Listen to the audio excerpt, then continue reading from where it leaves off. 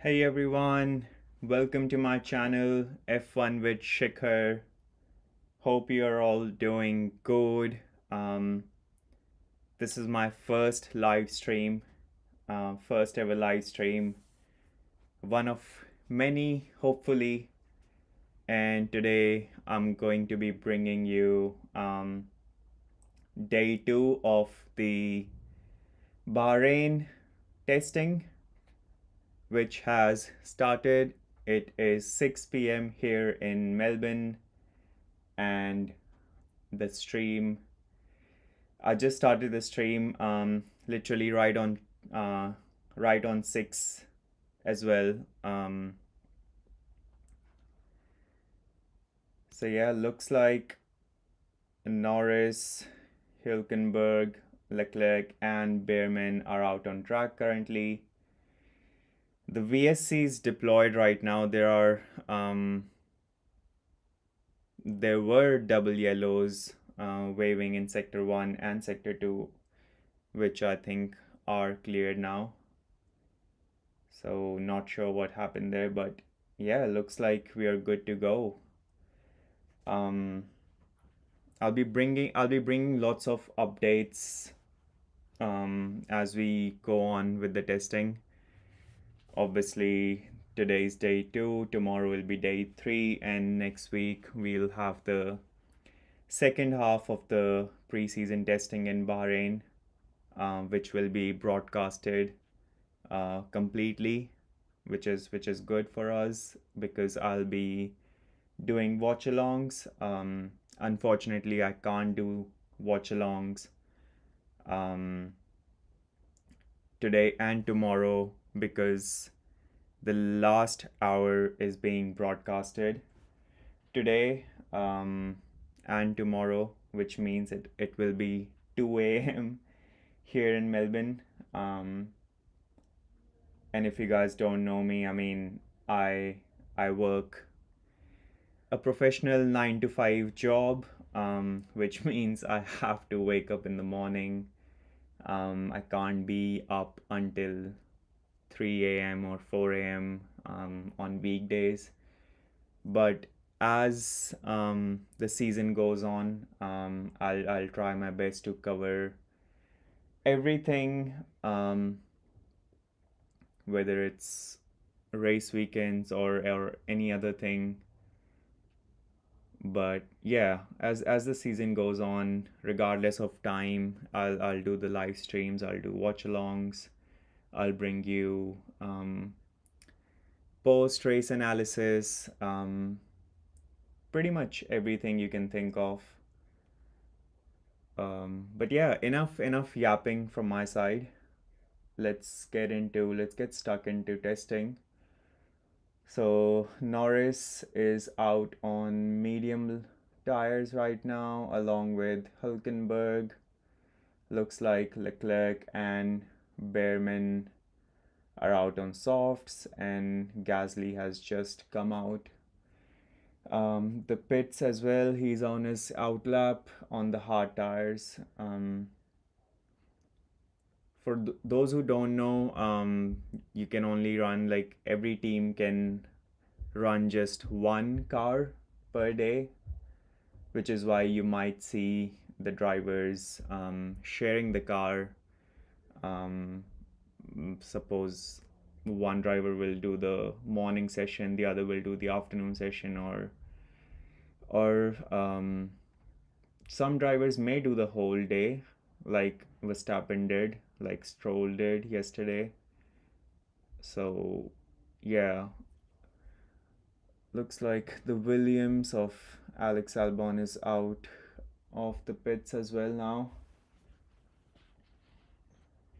Track is green.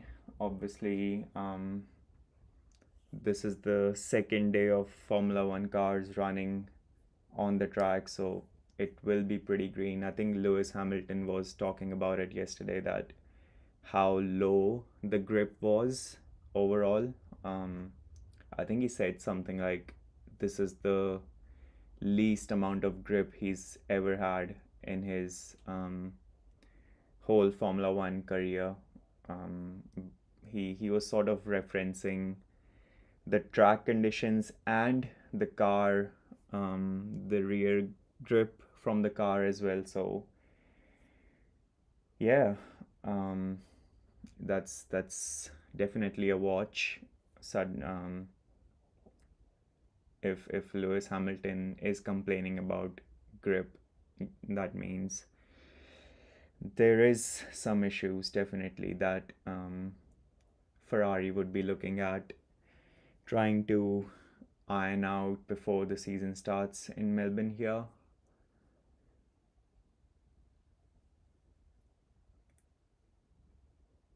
Lots of purple sectors, purple mini sectors popping up as the rubber, as the track rubbers in.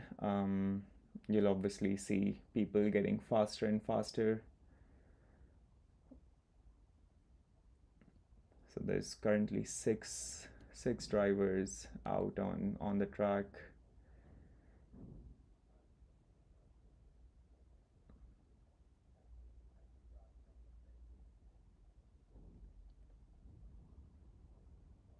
Tell me your thoughts, guys. What do you think about the new season, the new regulations?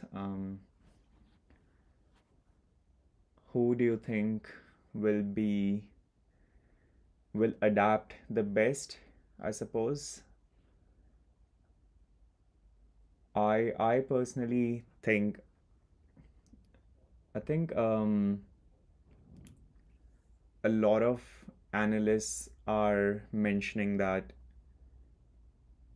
the drivers who spend a lot of time on simulators will be the ones who adapt to these cars the best as Checo Perez comes out on the track as well. Yeah, a lot of the analysts or engineers or whatever you want to call it, reports are saying that drivers who spend most of their time doing the simulator work, or I should say, the drivers who spend a lot of time on the simulators will end up adapting to these new regulations the best. I think that was evident yesterday because Max Verstappen, there were reports and the telemetry data of his running was showcasing that Max was downshifting aggressively, even till first gear, which Formula One cars only use when they start the race, like on the grid for the start of the race. Some of the cars, some of the drivers don't even use the first gear. For example, in wet conditions, they engage the second gear directly to control the wheel spin. But yeah, Max was aggressively downshifting yesterday um, till first gear. Um, the whole point being he was aggressively recovering the energy that is being lost while he's flat out. So in the braking zone, he's going down till first gear to recover that energy, which, by the way, none of the other drivers did. Like, no one else, not even Lando, not even Hamilton, none of them um, did what Max was doing yesterday, which sort of leads into what Toto Wolff was saying yesterday about Red Bull being able to deploy the whole Red Bull being able to deploy maximum power down the straights, which none of the other cars were doing or are capable of doing right now as of this moment in testing. So that's really interesting from Red Bull. Obviously, they have the new engine that they manufactured in house, um, partnering up with Ford, which has come back into sport after decades. So that's certainly interesting that Mercedes, who has been the talking point of the whole preseason so far because of oh, they have this little engine trick where their compression ratio is more than what the FIA allows, um, and it's in that spectrum of being illegal almost, which is why a lot of not a lot of which is why the rest of the engine manufacturers are protesting currently against, and the FIA certainly has to make a decision before Melbourne whether they ban the engine trick of Mercedes, or they sort of bring in a technical directive further down the season. So anyway, yeah, Toto Wolff saying that Red Bull is the car that looks the most complete as of now is pretty interesting as we get a red flag on the track. Um, the session has been suspended for the time being. Not sure why. If someone has stopped on the track, I think Gasly and Antonelli are still moving, so definitely not the two of them. Perhaps some other driver has stopped on the track, or there's some debris that needs to be moved away by the marshals. But yeah, it's a red flag right now, and the two drivers will be pitting on this lap. They'll be coming in.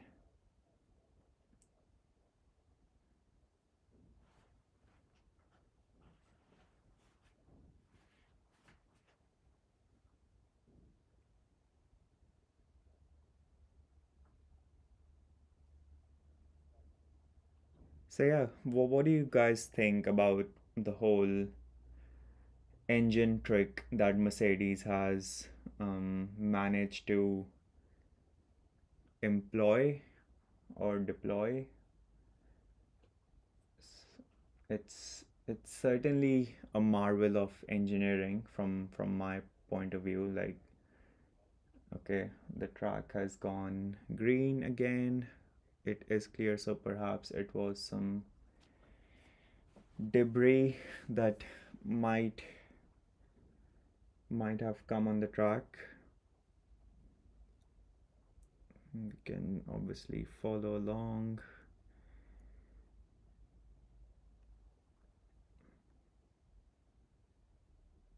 Oh, it was Checo Perez in the Cadillac who stopped on the track after just one lap. So that led to the whole red flag scenario, but it has been clear now. Checo Perez is back in the pits, or will be back in the pits. Not it's so hard to commentate obviously when there's no bloody broadcast going on. I mean, what's the point of broadcasting just the last hour of the day when you have fans on the track, like in the stands, when you have the whole media setup, media team, journalists, pretty much everything, and they decide, okay, we're not going to broadcast the whole day apart, barring the last hour at 2 freaking a.m. in Melbourne. Thank you.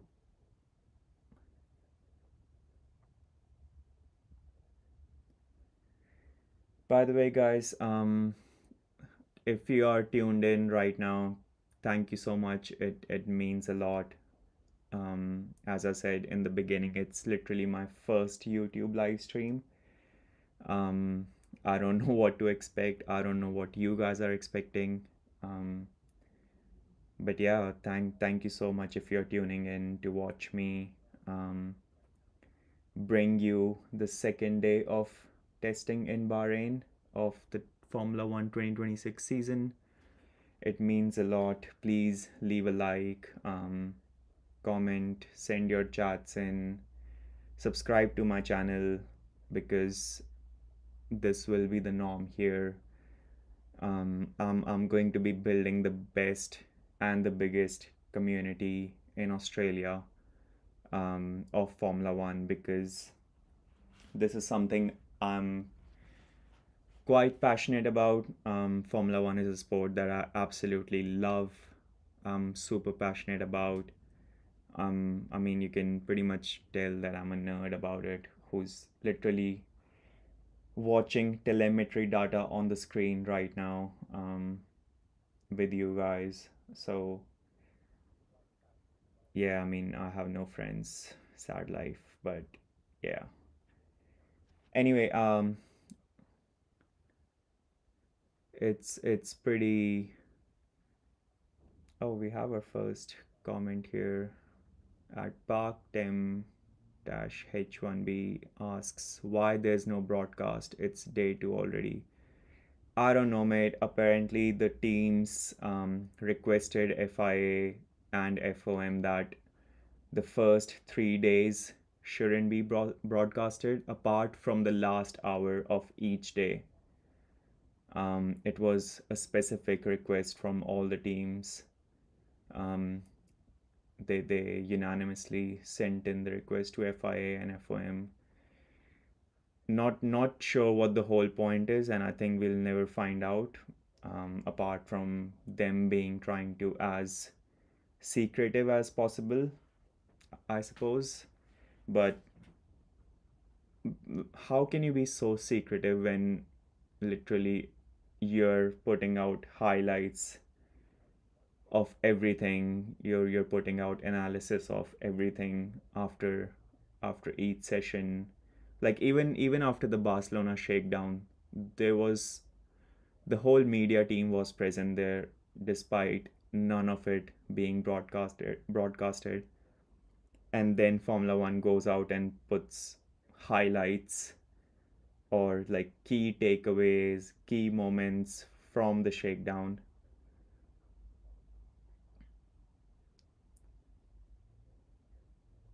How long have you been watching this sport? I remember 2019, I watched my first race, Barcelona GP. Since then, I'm a huge Lewis Hamilton fan. Hey, Shan, welcome to the stream, man. Thanks for sending your chat in. I have been watching the sport for about 14 to 15 years.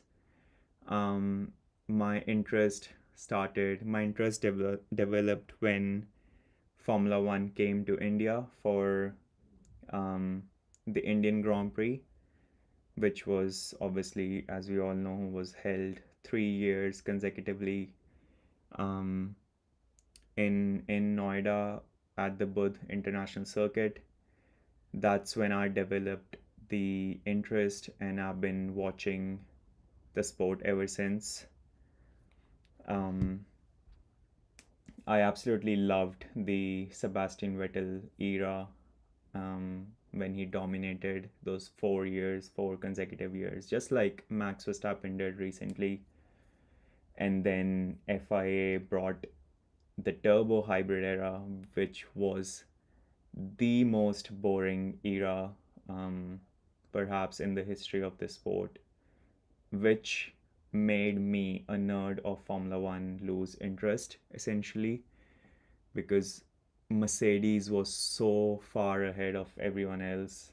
Each and every race, they'd be finishing 30 seconds, 40 seconds, 50 seconds ahead of pretty much everyone on the grid. And the whole thing was like, it was so boring. Like you pretty much knew if if the car didn't break down for Hamilton or Rosberg, they would win essentially. Who do you support? I support Max Verstappen and Red Bull. I'm a Max Verstappen fan. I have been since 2017, I want to say. Um, his first year or two. Um, I like the look of him as a rookie, how ruthless he was, despite being just 17 years old, going neck to neck with drivers like Lewis Hamilton, Kimi Raikkonen, Seb Vettel. It was just insane to watch that a teenager could do that. So yeah, I've been a fan of Max since. Thanks for sending in the chat, guys. Really appreciate that. Means a lot. The track temperature has ramped up a little bit today. It's gone up to 32 degrees. Um,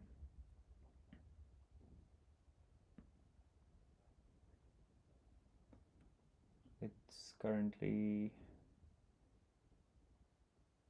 so Gasly is, I think he's doing the long runs with the hard tires, looking at the mini sectors, not really improving.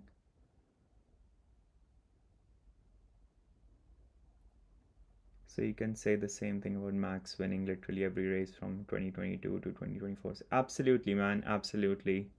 Um, I think the sport, Formula One, certainly is a sport that thrives on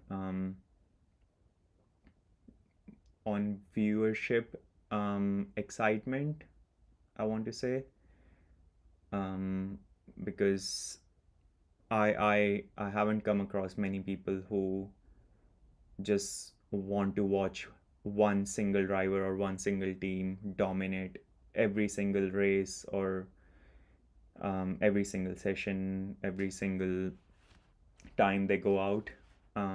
It is a sport that needs multiple teams, multiple drivers going neck to neck. Absolutely. So yeah, it was good seeing Max win. Obviously, from a fan, from perspective of me being his fan. But yeah, I can say the same thing about the last era, that yeah, it wasn't the best of the watching, especially 2023 season, was it, when he won 19 out of the 22 races.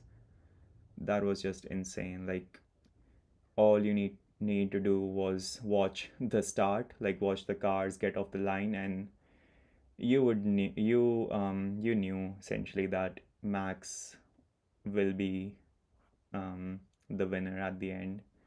So you didn't really need to watch the whole race. There were some exciting battles in the midfield, um, but yeah, at the front, Max was just so far ahead.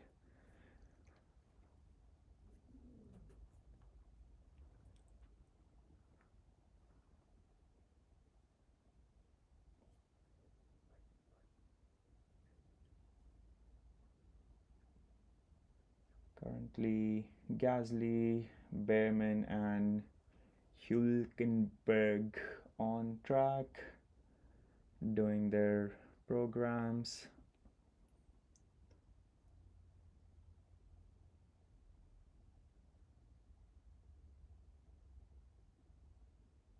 -25-degree temperature in Bahrain, which is fairly fairly cool, fairly cool conditions for Bahrain, which is evident on the track temperature as well, just 32 degrees. I mean, we all know it can pretty easily get up to the 40s um, during the actual season when the race is on. So, not a lot of drivers out on the track in the first 20-25 minutes. Still waiting for track to get busy.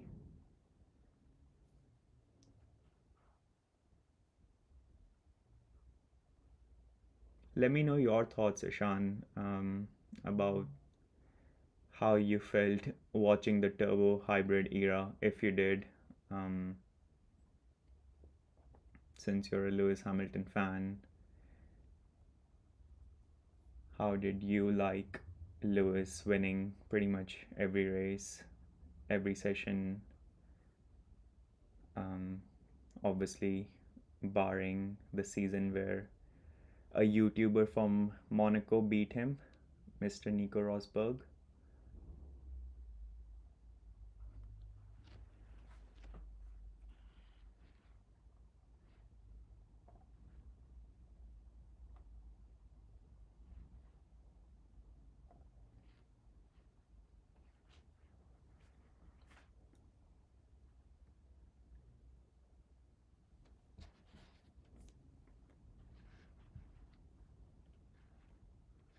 Let's check out some news updates um, about Formula One.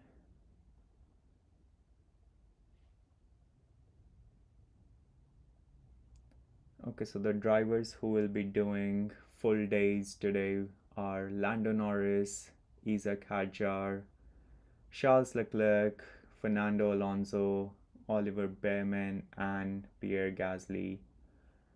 Um, the rest of the teams will be splitting their run plans, which means we won't see Max Verstappen, Oscar Piastri, Lewis Hamilton, Lance Stroll, um,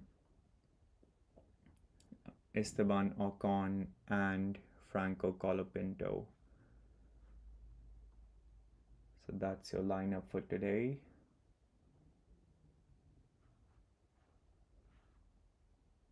Some interesting news coming in today about some engine data from yesterday, that Max Verstappen's on his fastest lap, Max Verstappen reached an RPM of 12,000 12,086 in eighth gear, while Lance Stroll's fastest lap, um, he reached an RPM of only 10,277 in eighth gear.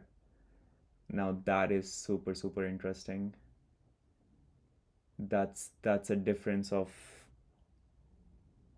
um, 1.8k in RPM, which is obviously a lot of revolutions, which translates into a lot of speed. So that's super interesting. I mean, if Honda screws up Fernando Alonso once again, I mean, I swear to God, this guy has the worst luck um, in the history of Formula One. I can't remember, like, if if someone can correct me in the chat, please do. But I can't remember a driver being so unlucky as Fernando Alonso. And this would be the second time it's gonna happen with Honda.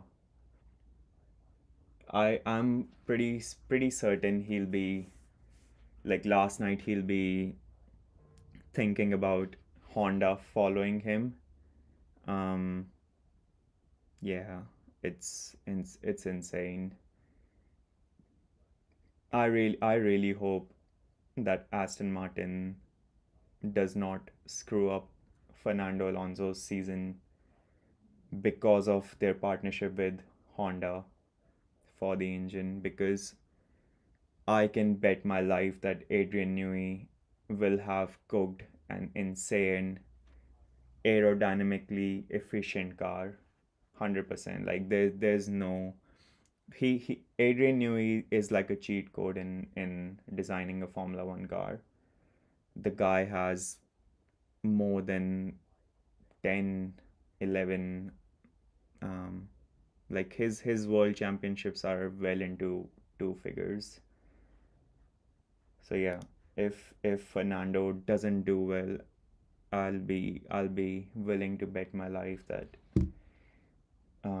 it will be due to the Honda engine messing up these regulations.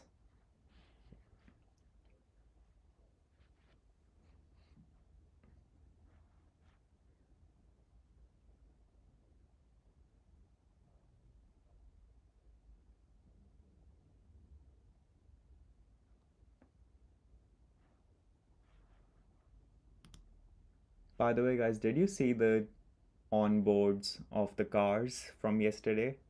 Because I think there are one or two extra T cams that have been had added on the top on the roll hoop of the car.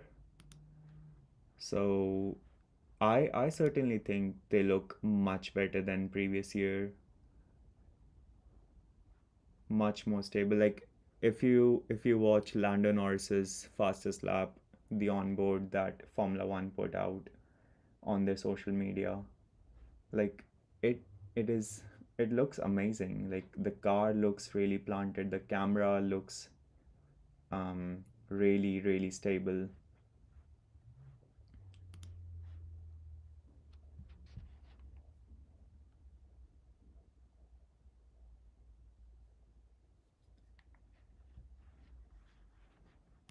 Okay, let's see what's going on. um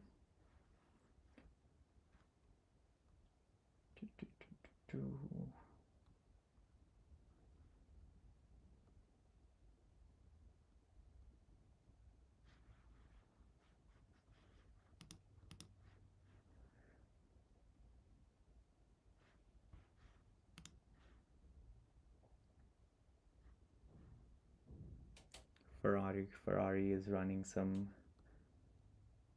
huge rakes on their car, gathering loads of data from hundreds and hundreds of sensors.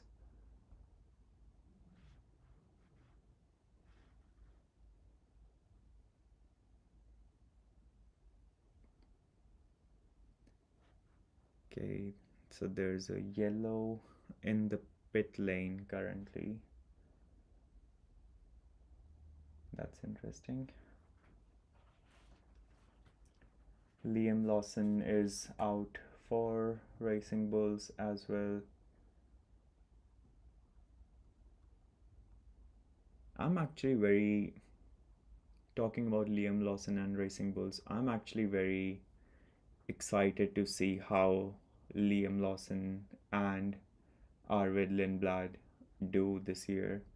Um, Obviously as a team, but like against each other. I think Arvid Lindblad is one of the most exciting um, rookie that has come in the recent years. Like you obviously like think about Kimi Antonelli coming a couple of seasons ago, and then Max Verstappen a few years ago. I think a lot of people put Arvid in that category, um, in the Maxes and the Kimmies category of rookies, because he's just 17 years old as well, or I think he just turned 18, um, which is pretty incredible. So I'm super keen to see what goes on at Bulls this year. Will Liam Lawson um, beat Arvid Lindblad fair and square? Because obviously Liam's not a rookie anymore, even though he's super young still. He's not a rookie anymore. And yeah, like he has been the core member of Racing Bulls for a few years now. And Arvid is just coming in. It'll be his first season in Formula One after uh, getting promoted from Formula 2. I think he should have him covered. Like Liam should have Arvid covered, but you never know. I mean, Formula One is a funny sport. George Russell was beating Kimi Antonelli for most of the season last year, but then something clicked for Kimi in the last few races, and I think he consistently finished ahead of him in the last sort of 4 to 5 races, um, like which was a really strong display of driving from Kimi, especially especially in Brazil when he defended against Max Verstappen on fresher tires for about 4 to 5 laps at the end, and George couldn't. So yeah, it's certainly a watch as well. I would say how Kimi Antonelli does against George, um, and with the regulations getting a huge reset, there's no you can't really say that okay one driver would certainly have an edge over the other, except we all know Max Verstappen in Red Bull. Um, yeah, but rest of the grid, like you can say that each and every driver has an equal opportunity to outshine the other one because of this huge regulation reset, and no one really uh, sort of no one really has spent time in one car.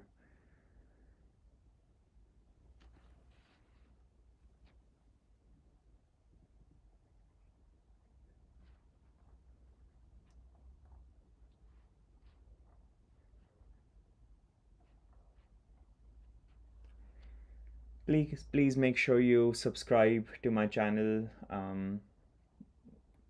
Obviously, um, without your support, I won't be able to do this. I couldn't do this. I won't be able to do this. So it means a lot. Please share amongst your friends, family, whoever you think is a fan of Formula One. I'm pretty sure that they would find my channel, my content helpful, interesting, um, and yeah, just really sort of good to follow. So if you have subscribed to my channel already, thank you so much. It means a lot. Um, and yeah, just keep sharing, keep supporting. Drop in your likes, your comments in the chat. Ask me whatever you want to ask about this sport that we all love.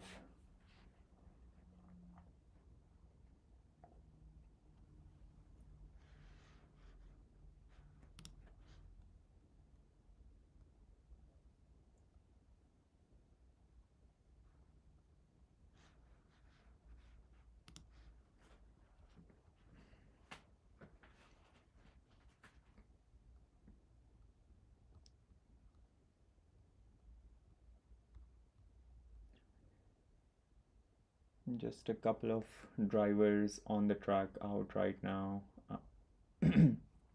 Ollie Behrman and looks like Hulkenberg. I keep going back to Daniel Ricciardo's Hulkenberg pronunciation for Nico's name. I don't know if you guys do the same as well, but I keep getting my pronunciation mixed between the two. Whether I should say Nico Hulkenberg or Hulkenberg. So yeah, if you have any solution for that, please let me know. As Gasly comes out, on soft tires. Interesting.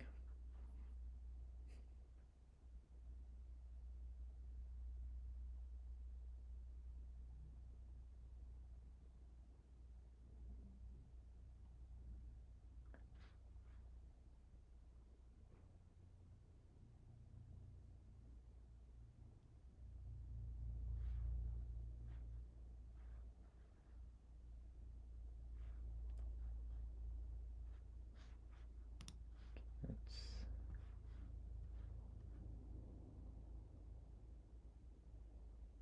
okay. So there's an update about Checo Perez and that his Cadillac stopped on the track and it was like he couldn't get back to the pits in the car, so it had to be lifted off the track with the help of a truck onto a back of tow truck. So that's quite concerning, I would say, for Cadillac. Um, they had a really good running yesterday, but it hasn't started off well for them today. I think they did incredible mileage yesterday, along with obviously Red Bull, Haas, but looks like they have some issues to iron out today. But that's what the testing is for, guys. Like, I mean, you'd rather break down today than, you know, in 3 weeks' time in Melbourne during the first race. So that's what the testing is for. There were some interesting comments from Lewis Hamilton yesterday that the fans will not understand anything about this whole energy management thing that obviously you have to do with the engine and the battery being 50-50 split from this year. So yeah, he said that none of the fans will understand it. It's ridiculously complex. I had 7 meetings one day to take us through it. It's like we need a whole degree to fully understand it all. Wow. Wow. If Lewis Hamilton is saying that the fans won't understand it, it's ridiculously um I don't even know what I said there, but anyway, it's complex, and he had 7 meetings in a single day to just go through the whole system of energy management, and you need an actual degree to fully understand it all. That is some statement. I reckon you're gonna see a lot of graphics during your broadcast this year, where Formula One or the FIA or the FOM tries to, make you understand things while you're watching the races, the free practice sessions. Um, yeah, so keep an eye on that. Keep an eye out for that during this season. I believe that was the case last night as well.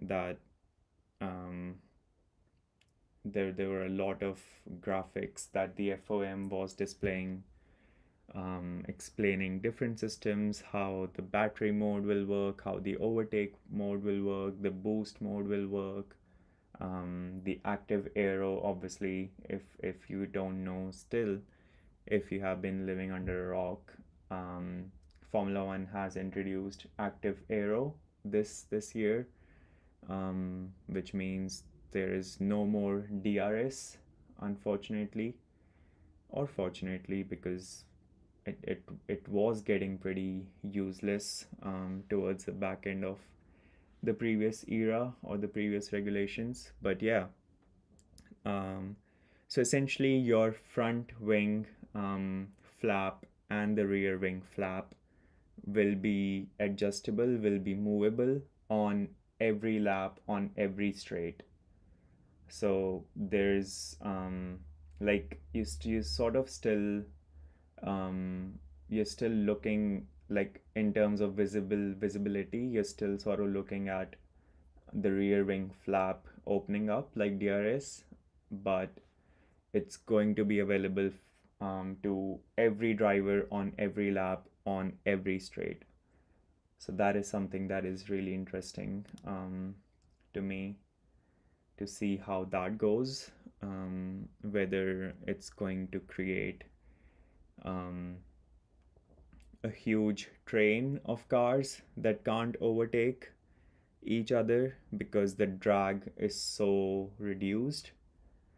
Um, that will be interesting to see. Or I think Esteban Ocon did mention that after the Barcelona shakedown that it's going to be even harder to follow the cars in front um, than the previous era. Not obviously as a Formula One fan, that's not what you want to hear when you haven't even seen the cars on track following each other. But yeah, that's what he said after the shakedown, and I think the whole sort of point behind it was that because the wings are movable, because every driver has or can adjust their flaps on every straight, the drag is very less. So it's sort of really hard to overtake a less draggy car. Um, if you watch any race in Monza from the last, let's say, 8 to 10 years, you essentially will see that the cars are just following each other on all the long straights without being able to overtake the car in front, because there's just so much less drag um, due to the wings being um, smaller in size, the car having less downforce. It's nearly impossible to overtake um, if a car in front of you has a wing that is very short and doesn't produce much downforce. So that's what Ocon was trying to sort of um, refer to after the Barcelona shakedown. But yeah, I mean, it will be interesting to see it. Like, obviously, you won't find out until Melbourne next month, but on the tracks where you have huge straights, the Monzas, the Spas, um, what's another the long straight in Qatar. So these are the tracks that you sort of you'll look at and think, hold on, like will it be actually difficult for cars to overtake still because of the reduced downforce? I guess we'll find out. Let's dive into some more news, more updates about today, um, which there are very less of because obviously not much running going on right now. Just four cars on track: Leclerc, Ollie Behrman, Nico, and Pierre Gasly. Um, okay.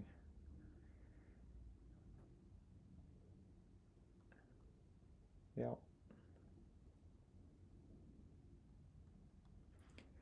Please make sure to hit the subscribe button, guys. If you're watching, if you haven't subscribed already, please hit the subscribe button. That's how we'll make sure to grow this channel. Make sure that we build a Formula One community which is unparalleled to any other one. Obviously, no disrespect to any other, but um, yeah, we'll be the best. Trust me.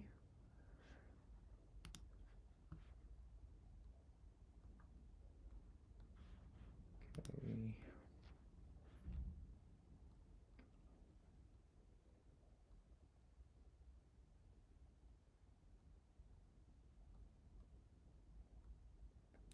So yeah, the race released an article. I was talking about this a while ago, but the race released an article stating that Max is downshifting aggressively to charge the battery more efficiently, going till gear 1, where others go till gear 2. In the telemetry, you can observe the same. It's very interesting to look at. He's trying to recover huge amount of energy that is being lost while going at full power in the braking zones. That's when you recover the energy from the braking, from the car slowing down. And what he's trying to essentially do is recover as much energy as possible in the corners, and then sort of catapult out of those corners with the energy that he has recovered. So it's very technical, I would say.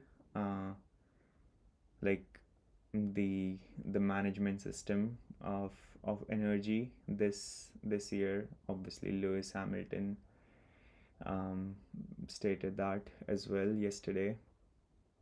But it's very interesting to see which driver adapts the best to these complex systems. We all know Max loves spending time on iRacing. Like, he practically lives in his simulator. Um, he's streaming all the time on Twitch with his team, and just sort of um, trying different setups, running different races, sometimes even um, endurance races, which obviously helps him bring those capabilities into the real life. So yeah, it's definitely a watch if Max is indeed the one who adapts the best to these complex systems. Um,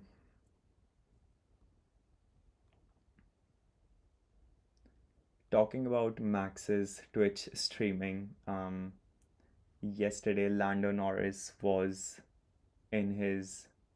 For those who don't know, I'll give a bit of more context. Max was streaming with his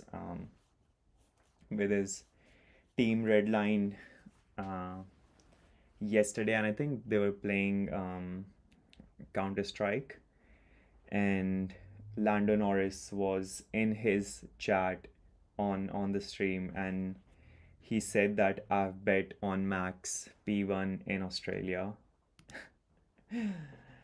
So there you go, guys. The current world champion has bet P1 is going to be Max in 3 weeks' time. If you want to place any bets, there you go. You've just been helped by our current world champion.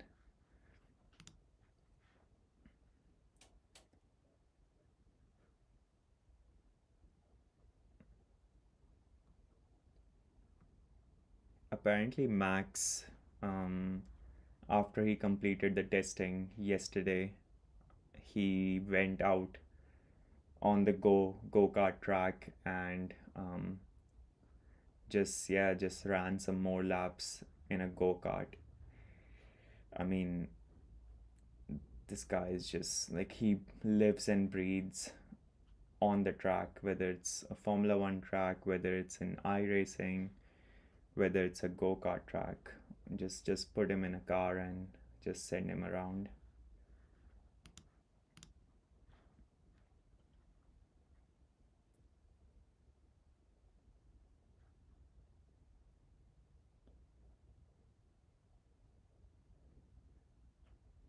So yeah, Aston Martin only did 36 laps yesterday, like after the whole issue at at the Barcelona shakedown. I think they only did like 5 laps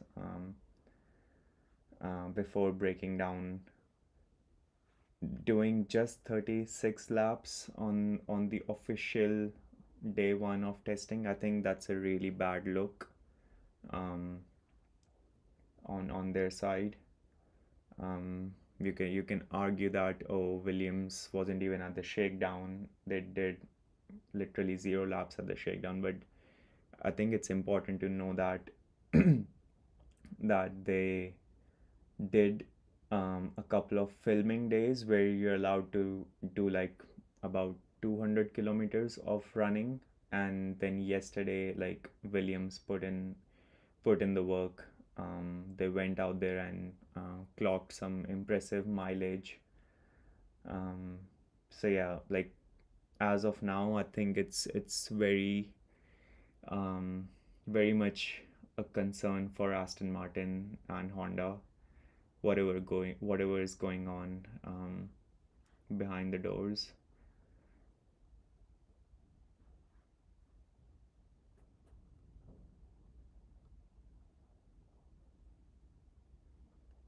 Haas did pretty well as well yesterday. They ran well and smooth, so that's good. I think they've been working on this year's car for about 2 years now, if I remember correctly.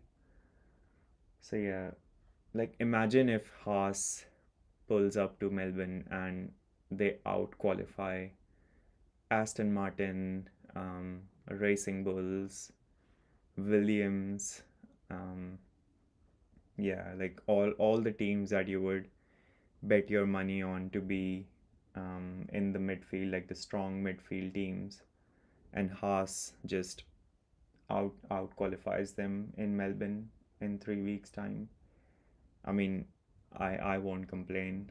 It's a team that um, it's a very tightly knit team run by IU, and yeah, I think no one win. It was like when Nico got his podium last year at Silverstone.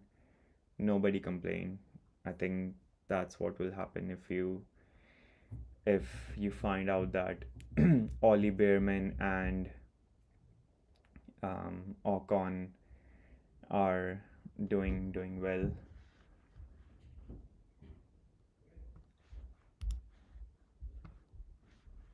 So yeah.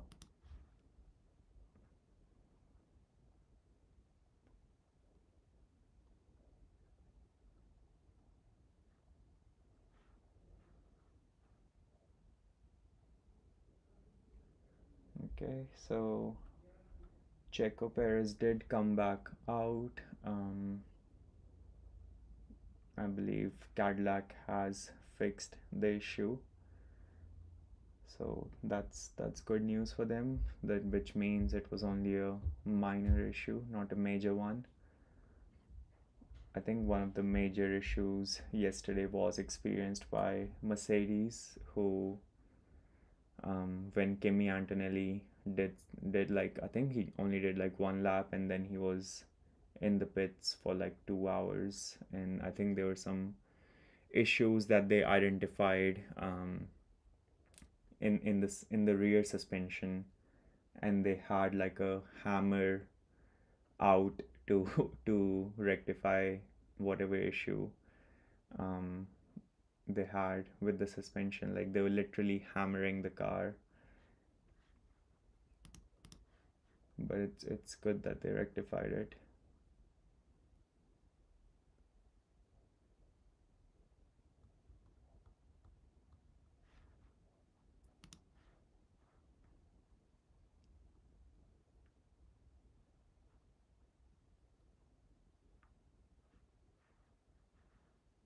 By the way, how good the Red Bull looks under the lights, like their glossy livery.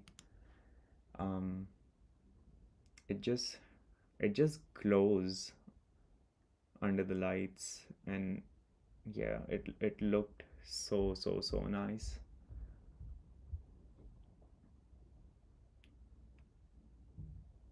Who do you think has the best livery this year? I certainly think it's a I would just give it to Haas over Red Bull. I think they have absolutely nailed their livery this year. Like, it's a 10 out of 10. And I think Red Bull, I would go with like 9.5 out of 10. Um,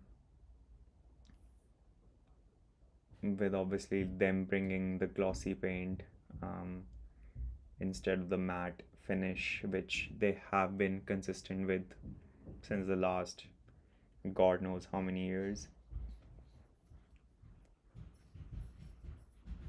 So yeah, let's see what comes of today's testing. Norris has come back out on the track. Behrman has been done. He's been doing some good mileage as well. He's clocking up the laps. Charles and Alex Albon are the other two who are currently out on track, as Fernando Alonso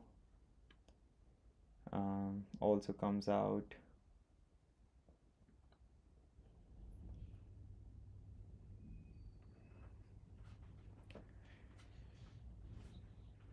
Hit the subscribe channel, guys. If you haven't done already, if you're new here, this channel is all about Formula One, and we are going to be bigging, making, building, whatever you want to call it. We are going to be making the biggest Formula One community of Australia. Um, it's going to be a blast.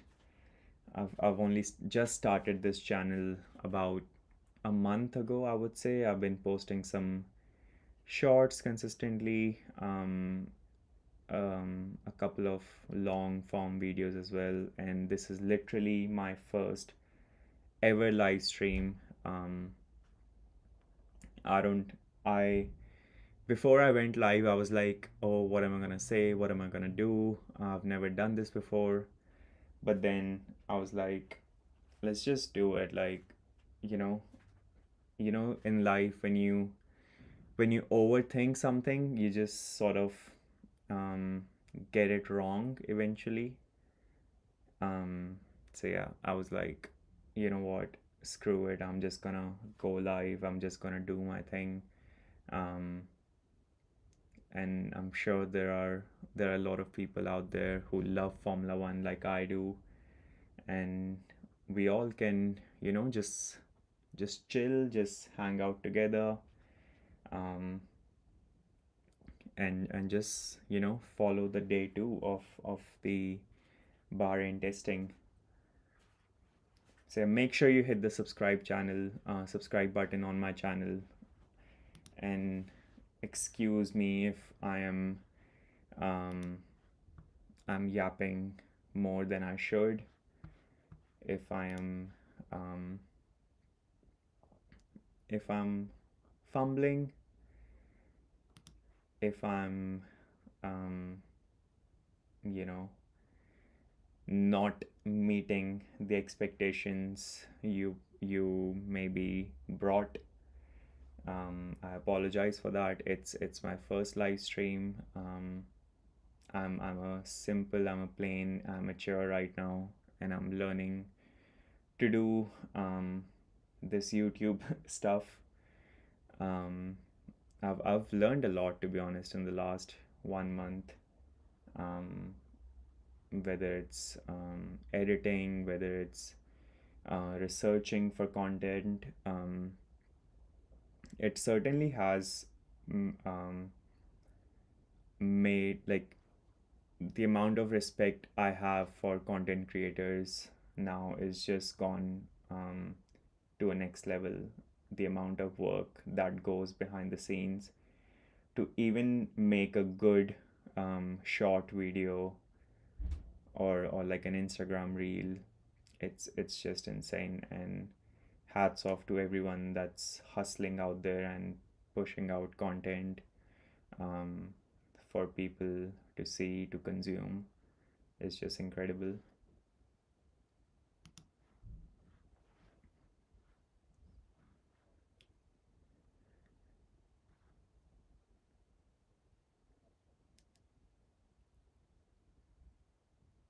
Okay, so the race control says overtake enabled. It was enabled about 3 minutes ago. That's interesting. Think we'll be getting some quicker laps from the drivers that are out on track. At least you can hope so. It's currently 7 p.m. here in Melbourne, and like just imagine me trying to stay awake until 3 to watch just 1 hour of testing. It's yeah, it's pretty ridiculous. This whole not broadcasting the first 3 days thing, like it doesn't make any sense to me, and I'm pretty sure it doesn't make any sense to you guys either.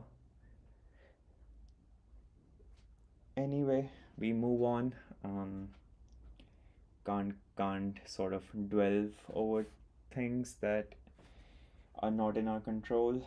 Um, but I'm fairly confident and certain that it wasn't the case in the previous regulations era. I think they broadcasted the whole of testing, and not like, oh, we're gonna broadcast the last hour when um, people down under are asleep.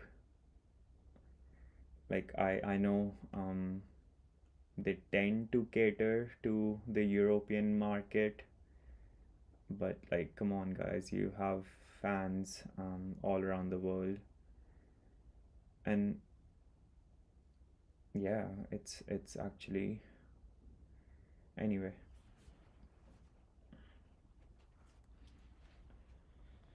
Lando Norris currently P1. He's currently on the hard tires, popping some good times. He's down in 137s, which is just 2 seconds off of his fastest lap yesterday. So that's thing that's he's running fairly low fuel long runs, I would say. Like if you see some of the others, let's say Gasly is into he's in the high 137s. um that means he hasn't gone full tilt yet. And we can say the same thing about pretty much all of the other drivers who have come out on track so far. Behrman, Albon, Leclerc, Alonso, Checo Perez, and Liam Lawson.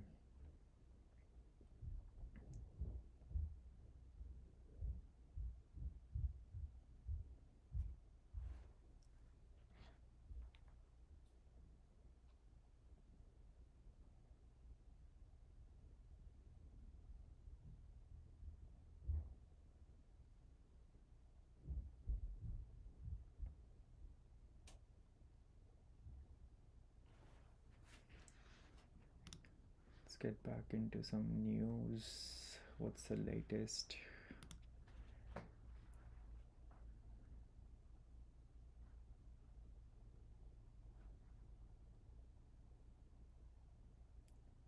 Wow.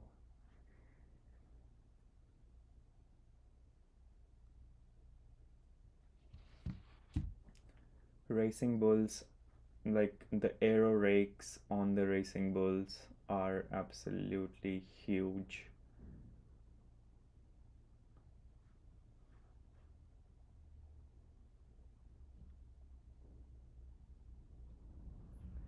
If you guys don't know what aero rakes are, if you guys don't know what I'm talking about here, is basically the teams put these huge this huge sort of equipment of metal, made out of metal, which has hundreds and hundreds of sensors, um, which are attached to the car. Like they are pretty prominent when you see them. And what it basically does is it collects real time data so that they can the teams can immediately see the airflow structure around the car, and essentially compare with the data that they have from their CFD running, from their wind tunnel, from their simulators. So that's how they they measure um, that data with the help of aero rakes. And um, Liam Lawson, if you head over to Formula One's website and see the photo that they have put out, the size of that aero rake is just huge. Like it's absolutely immense.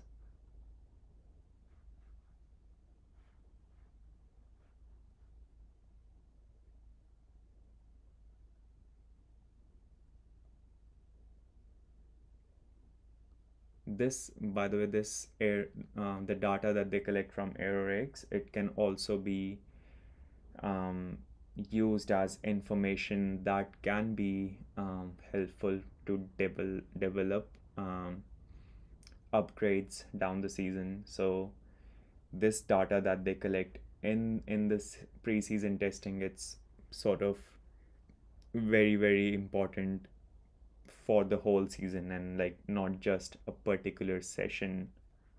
It's it helps them throughout the season and perhaps even going into the next year, because obviously each and every team tries to upgrade their car. um, Despite, I mean, having a cost cap now, it's something that you're obviously always going to see in Formula One, where the teams chase that extra tenth, chase that extra bit of downforce. And this testing being done today, yesterday, today, tomorrow, and next week, is it's going to be helpful to um, develop those upgrades for the coming races.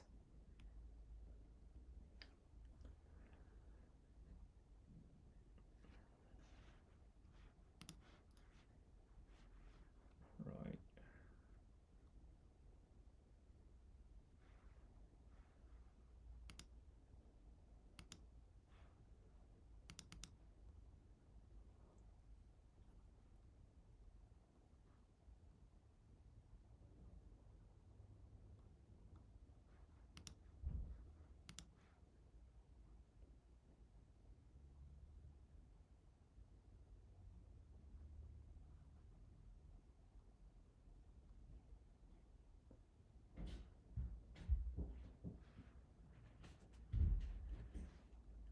Okay.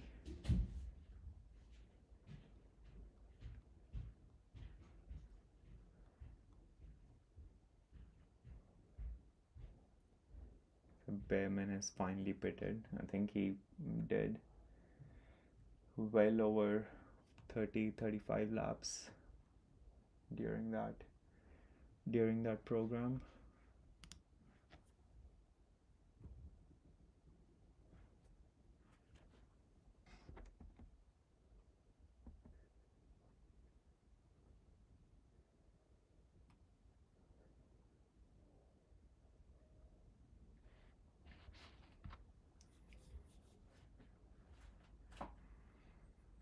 Also, guys, if you want to check out my Instagram, um, it's it's the same. Like the username is same, F1 with Shikhar. Um, Feel free to go over on Instagram and have a look. Um, these are the two sort of primary social media platforms I'm going to be focusing on. Um, Obviously, it's much easier to um, deliver updates or posts or stories on Instagram, whether it's some stuff about a race week or anything literally. And on the other hand, YouTube obviously needs a lot more effort to put content on, with shorts or with long form videos. So make sure you do follow me on Instagram, F1 with Shikhar. It's the same handle as my YouTube channel.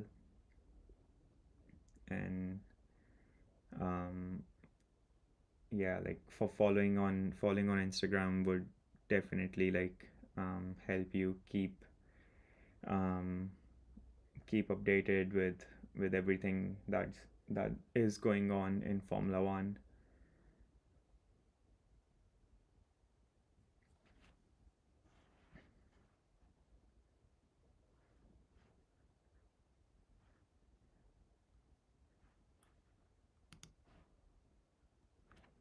Send in your chats. Come on, ask me some questions. Tell me something. Where are you from? Where are you watching the stream from? Where are you following the sport from? Um, how long have you been a fan of the sport? Which team are you fan of? Which driver are you a fan of? Um, for anyone that doesn't know or has recently joined the stream, I have been watching Formula One since the last 14 or so years. Um, I'm a Red Bull and Max Verstappen fan. Um, I became a Max Verstappen fan back in 2017, pretty much his rookie days when he um, basically skipped Formula 3, Formula 2, and jumped into a Formula 1 car, um, and just went neck to neck with some of the most experienced, some of the most best drivers in the world. That um, that what made me sort of that what turned me into a Max Verstappen fan. Basically, his um, skill level at such a young age is just it was just incredible to witness. Think he did like 1 year in Toro Rosso, where I would like to say beat Carlos Sainz fair and square, um, even though it was his first year, and then next year he gets a call up to the senior team Red Bull Racing, and in his first race, absolutely insane. Like I still remember that race. Um, Rosberg and Hamilton crash out in Spain, and he goes on. Like imagine being a teenager and being put in that situation, um, and having a world champion chase you for the world champion in Kimi Raikkonen, sorry, chase you for pretty much the whole race. Keep your teammate Daniel Ricciardo behind you for the whole race. It's like it's stuff made of dreams, right? Um, so yeah, that's what turned me into his fan. Um, Having said that, this won't be a Max Verstappen Glaze channel. So if anyone is watching and you're thinking, um, this guy is just glazing Max Verstappen, I apologize. This won't be a Max Verstappen Glaze channel. I promise you that.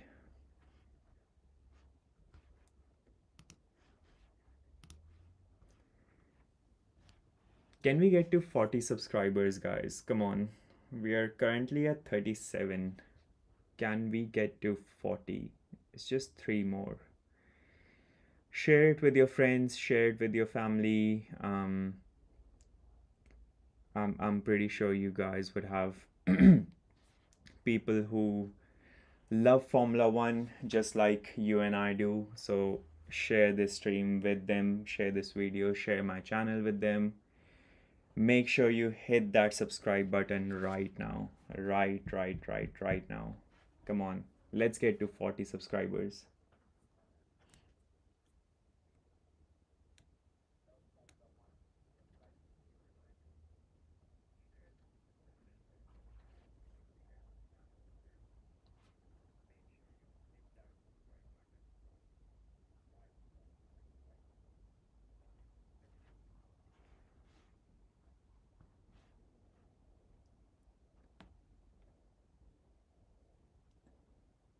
Right. So Leclerc has just topped Norris's fastest lap, and he is well into the mid 134s. That's a good time. Um,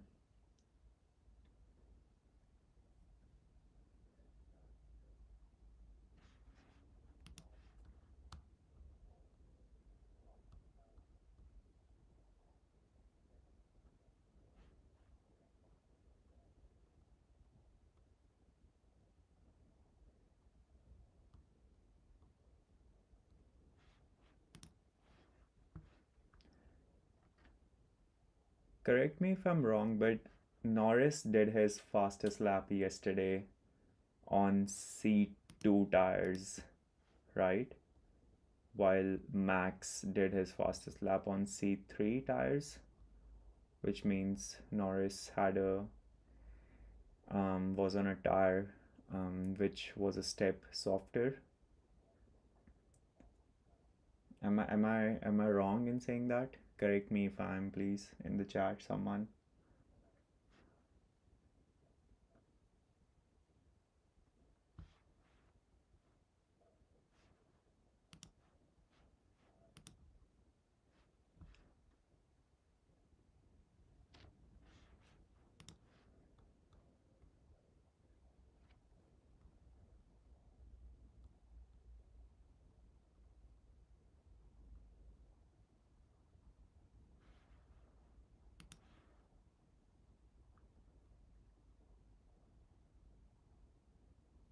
Okay, I am wrong.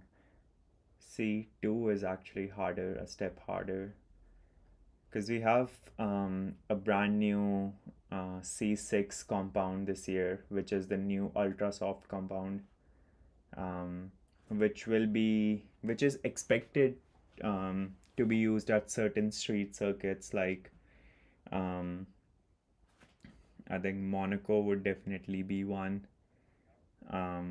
You would imagine that they would use it in Baku as well for the Azerbaijan Grand Prix. So we have the new C6 ultra soft compound. So yeah, Norris was on C2, um, which is which was a step harder than what Max was on, which was C3. That's obviously the slick tires I'm talking about.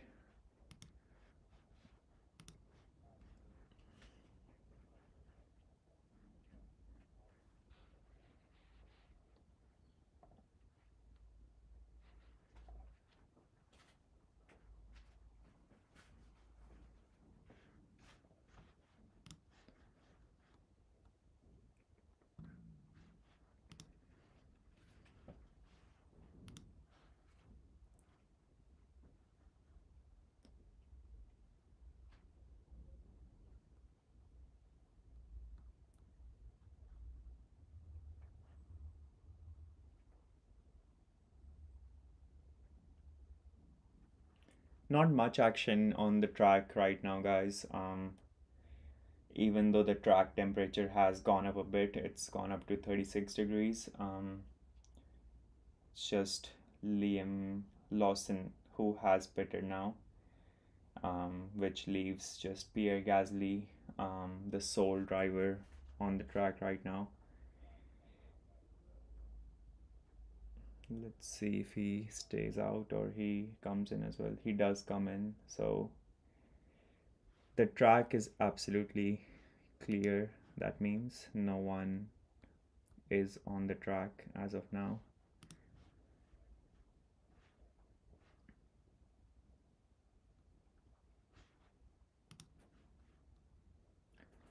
Let's get to 40 subscribers, guys. Come on. If you are watching, if you are new to this channel, please, please, please make sure you hit the subscribe button.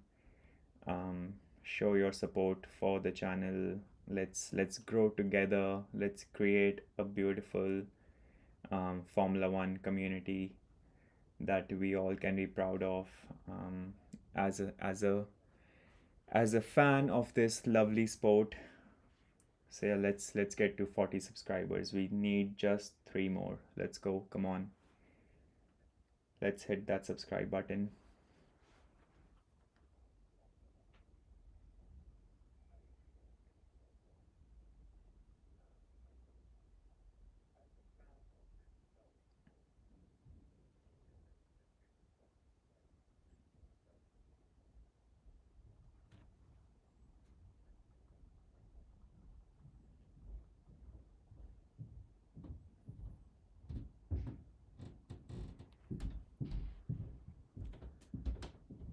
Right. Nico and Charles um, are back out on track. Nico is on the mediums, while Charles is on the softs. Let's see what Charles puts together on this lap. Feel like he is going for a flying lap or not really. No, he's popping yellow mini sectors, so don't think he's going for a flying lap. Perhaps just another one of the programs that they would be running on the soft tires to see how the car behaves, what is the balance.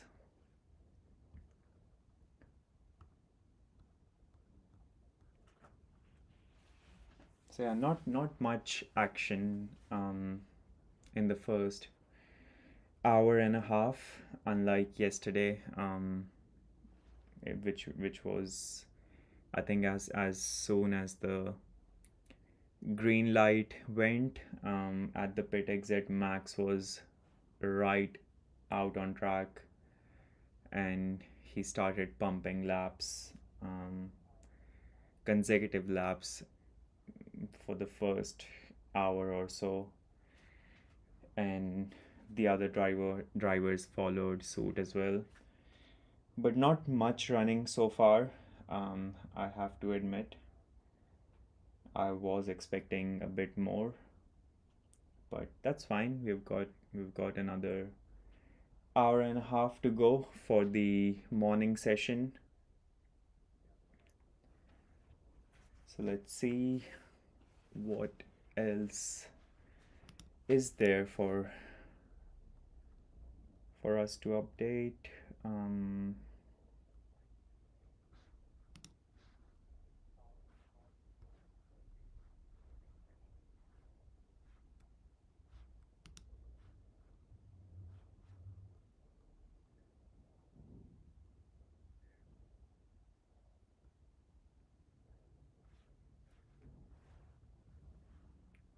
I want to see what was the fastest lap yesterday. Um, just gonna make sure that Charles has already um, gone quicker. That's Let's have a look.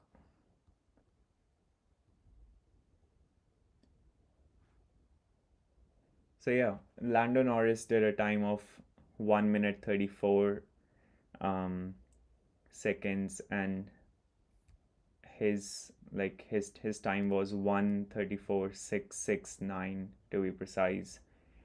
And Charles has already gone 2 tenths faster than him yesterday. Um, so that's obviously good signs for Ferrari, because he was Charles was like 5.5 tenths down yesterday. Um,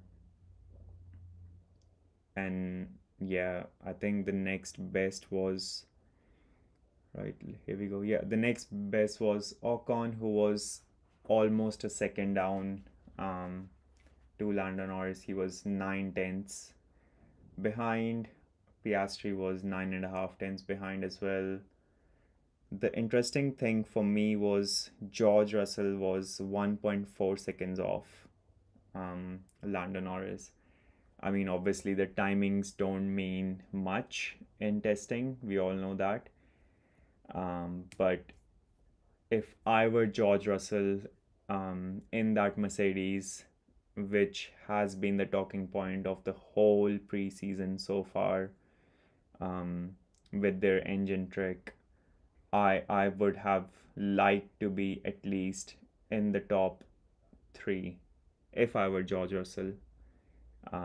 Obviously, the timings, as I said, are not representative.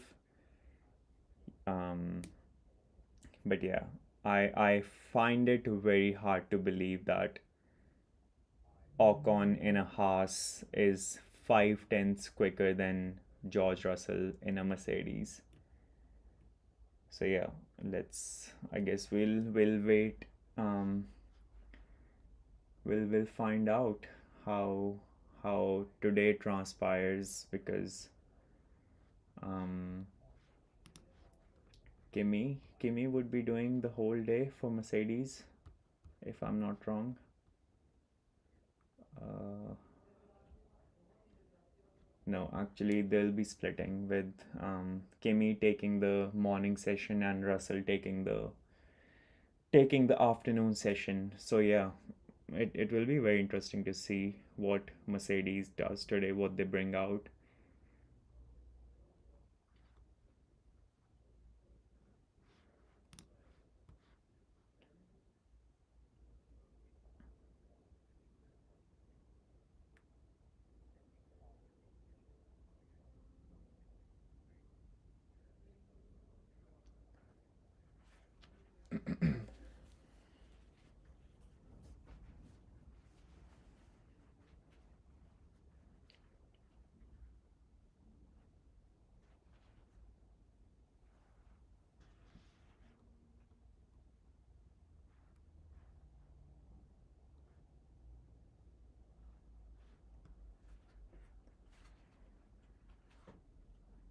Currently, four drivers out on track: Charles, Pierre, Ollie. Oh, make it three. Albon is just pitted.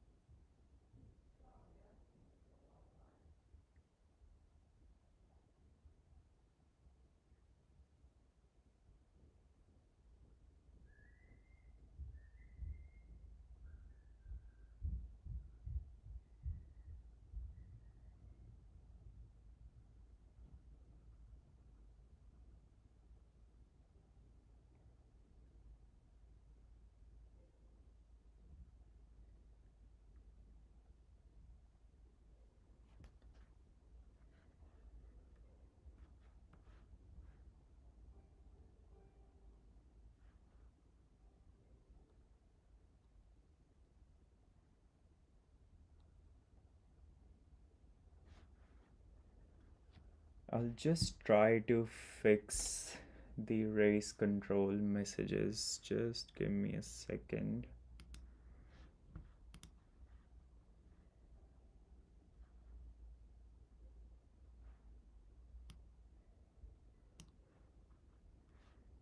Obviously, the last message that you guys can see is was more than an hour ago.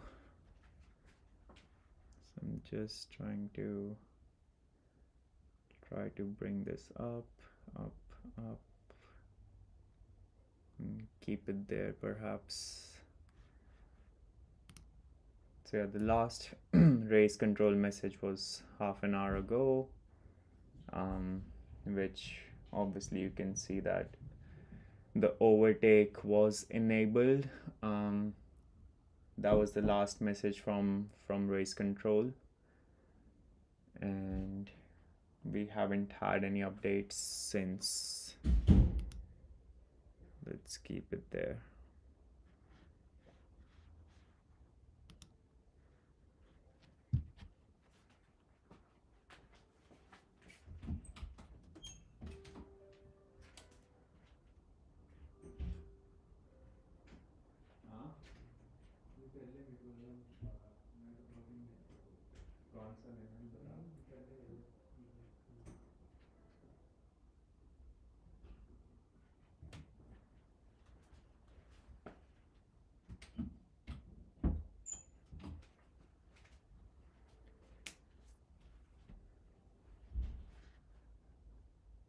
Right. Okay. Three drivers currently out on track: Ollie Behrman, Checo Perez, and Fernando Alonso. Let's see what Aston Martin does this morning session.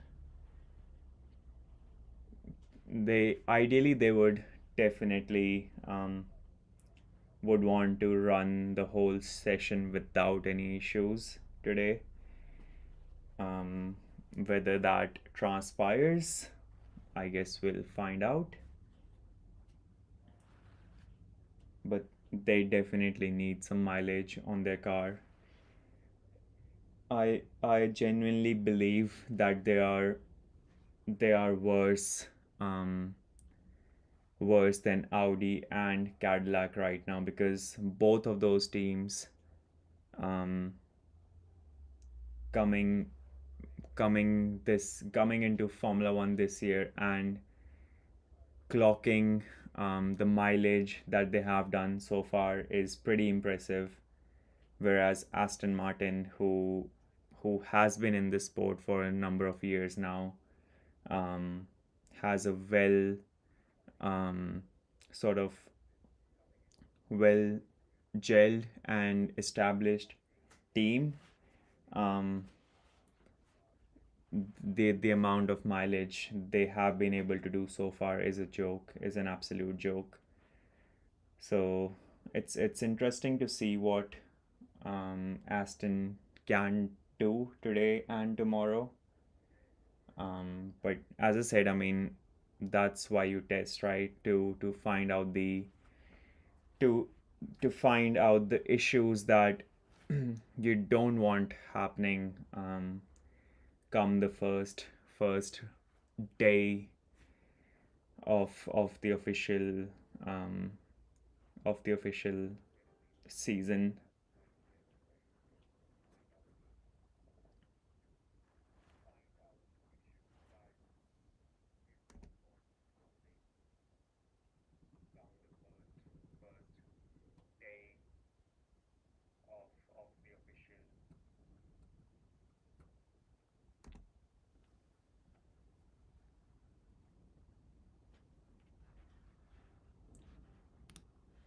Let's see if there are any further updates, any further news.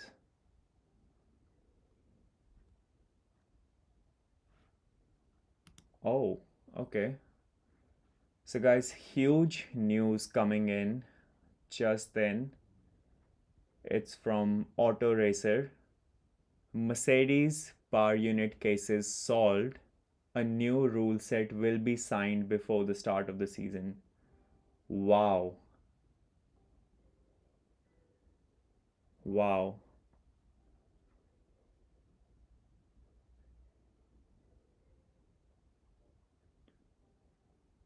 That is absolutely huge news coming out just then.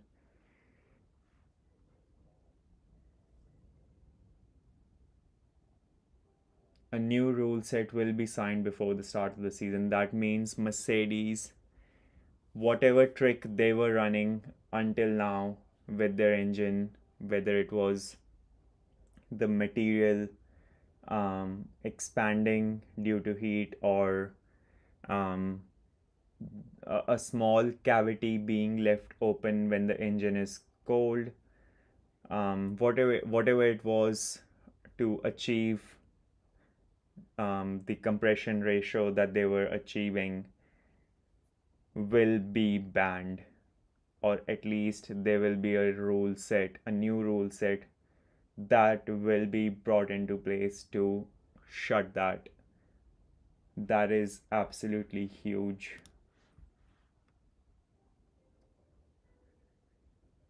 If Mercedes were banking on on this trick, um, like if they put all of their eggs in this basket, it has just been banned. That is absolutely crazy.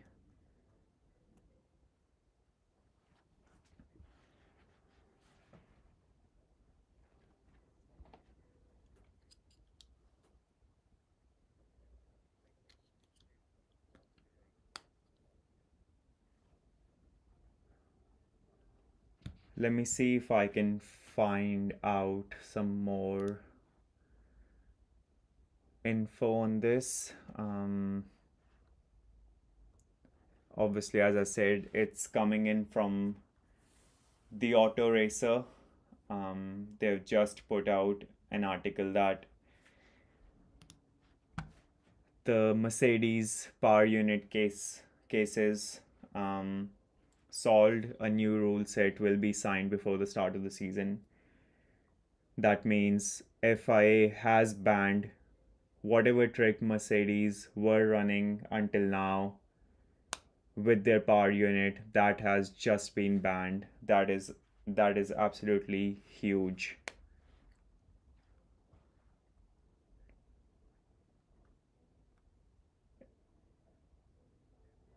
It will be very interesting to see what Mercedes does now. I mean, obviously they have to comply with FIA bringing the rule set before Australia. But the thing is, the first race is literally 3 weeks from today, from tomorrow, let's say. It's 3 weeks. Like, how how how do they change what they have been doing? I don't know. That is huge.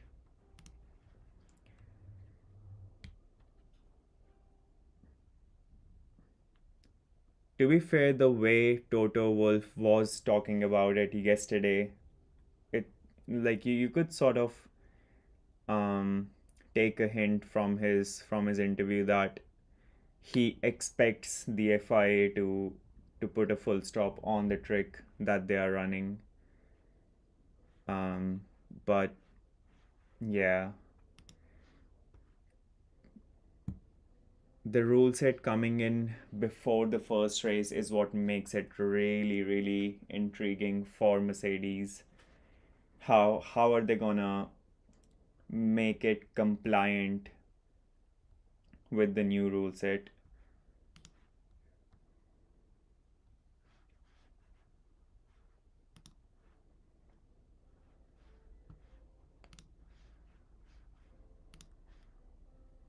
I believe Cadillac's CEO was another one who was pretty vocal about it, and he sort of out and out said that it the trick that Mercedes is using is illegal.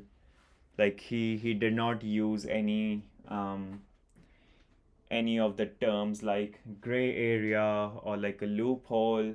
He straight up he was super blunt about it that the trick that they are doing is illegal. They haven't complied with the regulations. And yeah, here it is, guys. The Mercedes engine trick is banned. A new rule set will be signed before the first race in Australia. And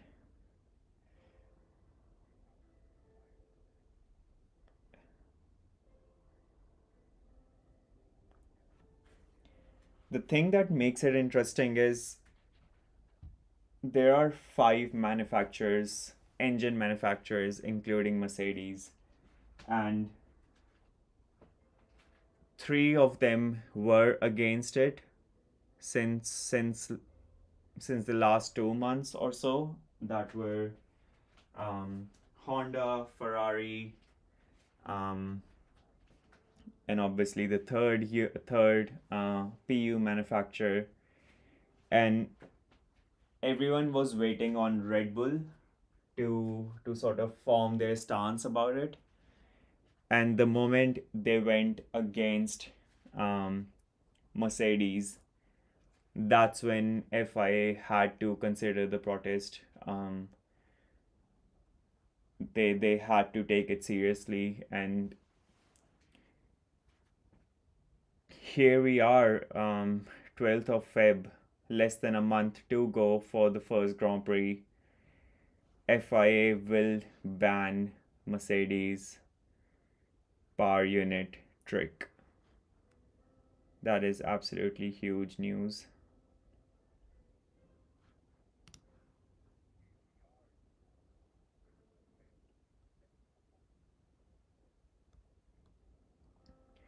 What do you make of this decision from the FIA just 3 weeks from the first race?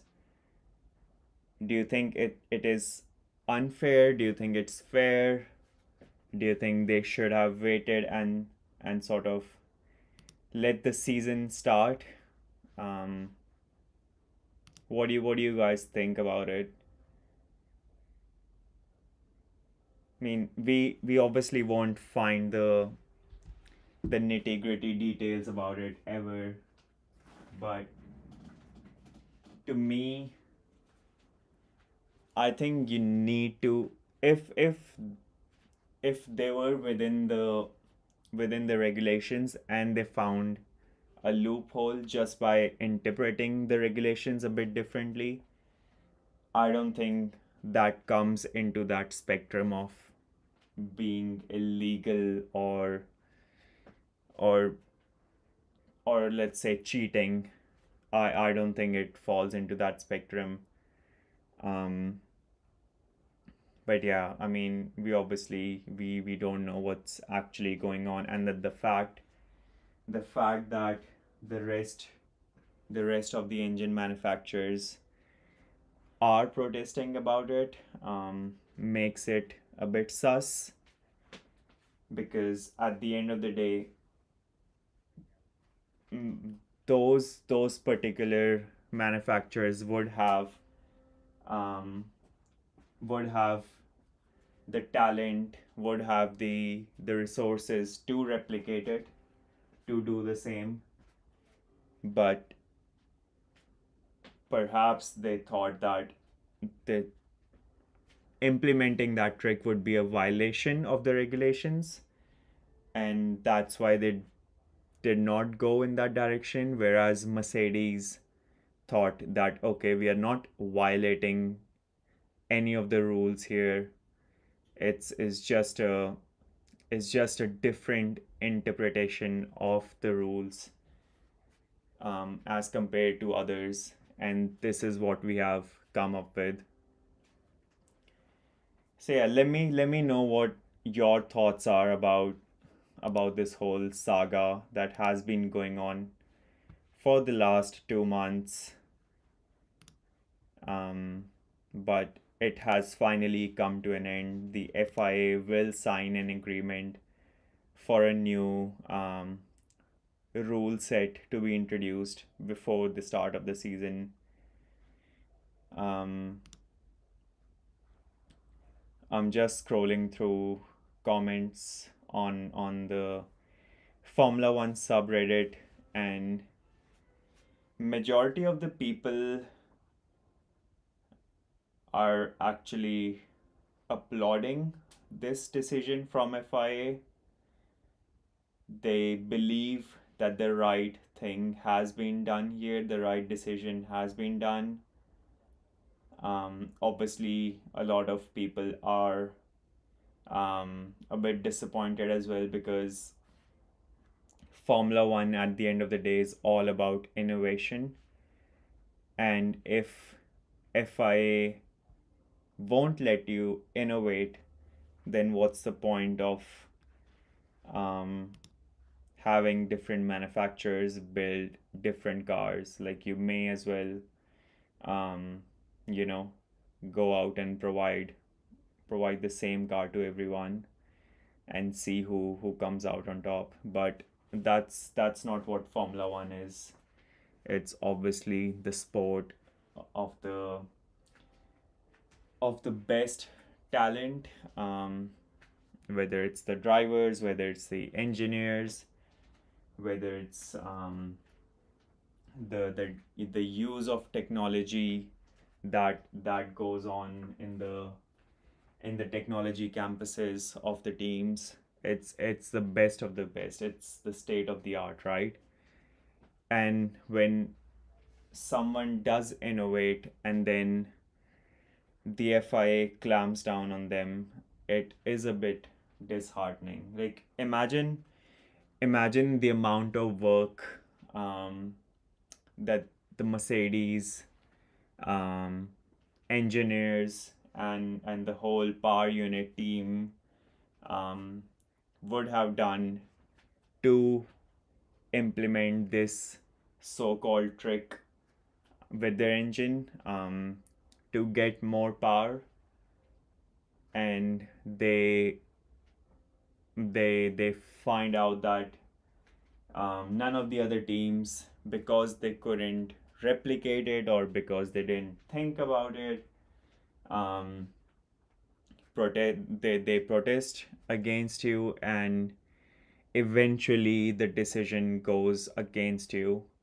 So it would be quite disappointing, quite disheartening for the Mercedes team, engineers, everyone back in Brackley who helped develop that particular system or trick, whatever you want to call it. And yeah, it's essentially the end of the saga of the whole compression ratio trick that Mercedes invented.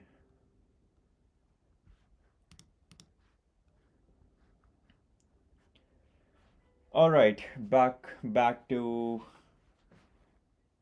the track. We have four drivers who are out on the track currently. That is Leclerc, Norris, Albon, and Behrman. I mean, Behrman has been doing some incredible running since the last 2 hours. Um, I am, I think he's certainly the driver with the most mileage up until now. Um, Obviously, you can see on the screen Leclerc is the fastest currently. He he has gone about 2 tenths quicker than what Lando Norris did yesterday.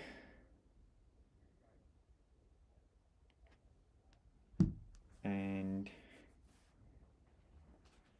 Pierre Gasly, who's currently down in the 137s, just ahead of Ollie Behrman.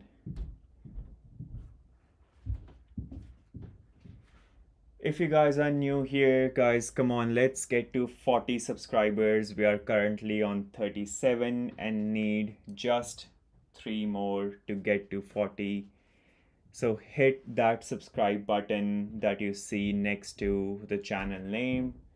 Um, it absolutely means the world to me when you guys follow, subscribe um, my channel, my Instagram, which means that you are interested in what I have to bring um, in terms of content for you guys um, of the sport that we love here, which is Formula One. So make sure you hit that subscribe button. Let's get to 40 subscribers. Come on.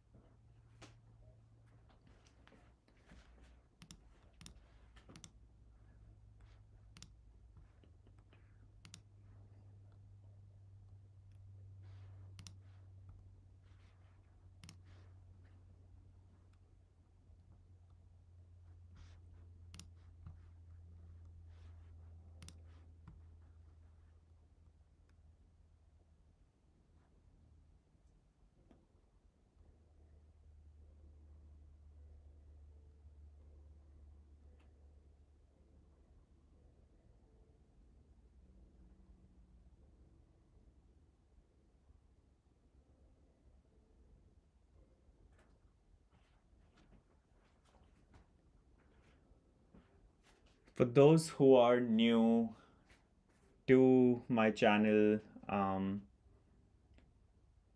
make sure you watch the video that I made about the regulation changes this year.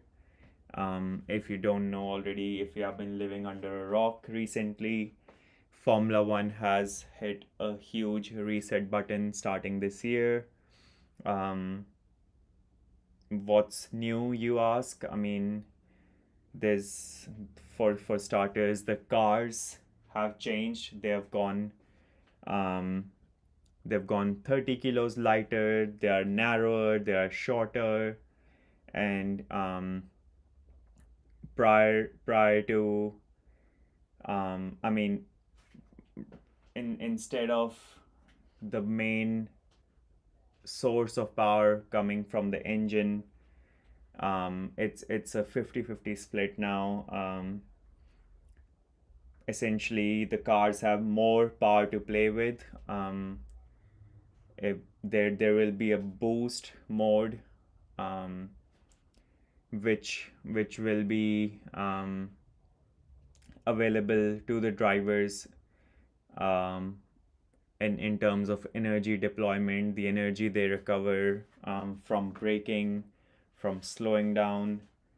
That's what the boost mode will be, while overtake mode will replace DRS. Yes, there won't be any DRS starting this year anymore in Formula One. It was a part of Formula One for the last 14 years or so.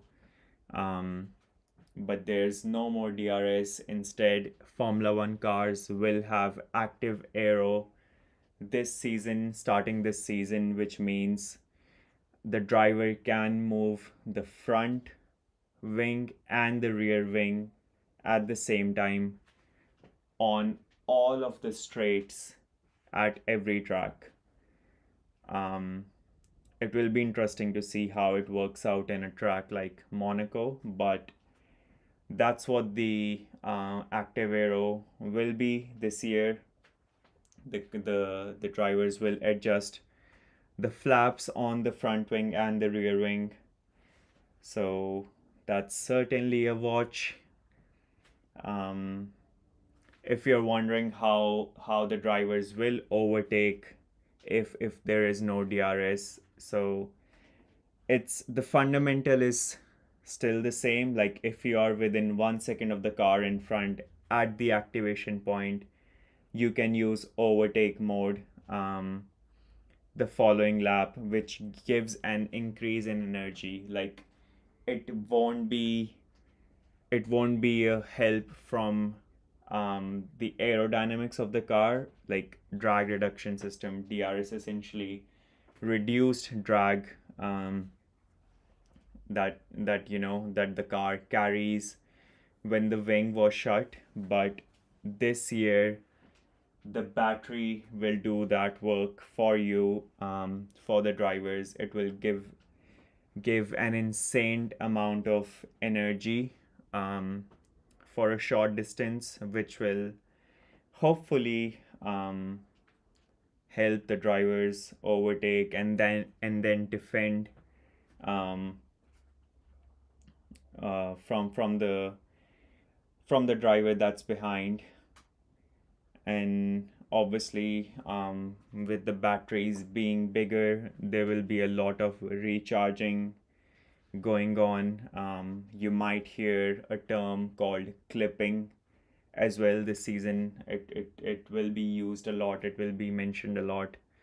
Um, if you don't know what clipping is essentially when the car reaches its maximum max when the car reaches the maximum amount of speed it can reach, um, before before a straight ends, and then it automatically, the battery sort of automatically starts going down, which means the velocity, the speed of the cars goes down with it as well before you get to the braking zone. So that's what clipping is. And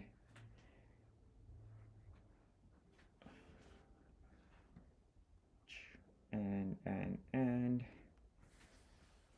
obviously, with the new power unit, Formula One is going fully carbon neutral, fully sustainable fuel from this year. Um, the cars will be running advanced sustainable fuel, um, which I personally think is just a marketing thing. Um, like I haven't seen synthetic fuel or sustainable fuel reach the normal day to day life, um, in our regular world. So yeah, I don't know what, where Formula One is heading with that. I mean, if you are using biofuels, if you're using sustainable fuels, you might as well bring back the V10s, right? So it is what it is. An interesting thing I did notice, that there is no sign of Isaac, Hadjar so far on the track, which is quite interesting, because obviously Max did 136 laps yesterday. Um, he did nearly 2 hours of running in the morning session. Um, but what's going on right now at Red Bull? Like, it's been 2 hours since the session has started, and Hadjar hasn't even come out once, from the pits. So that's certainly a watch. I mean, it could well be a part of their program, like, um, let's say leaving others to clear any overnight dust, or sand from the track, and they're just sort of they're trying to, get their running later in the day when the conditions are more representative, because, the Bahrain Grand Prix is a night race, as most of you will know. So any running that you do during morning or let's say afternoon, it's not much representative. It's not, I mean, it's obviously helpful, but it's like you'd rather do the testing, you'd rather do the programs during a similar time to when you have to race. So yeah, um, it could well that be it may well be the case that they're just trying to run later in the day, or does Red Bull have an issue that they're trying to fix in the pits? Um, yeah, I mean, I'll keep an eye out if there's any update um, on Isaac Hadjar, but we haven't seen him out on track so far, so that's that's a watch. What else do we have?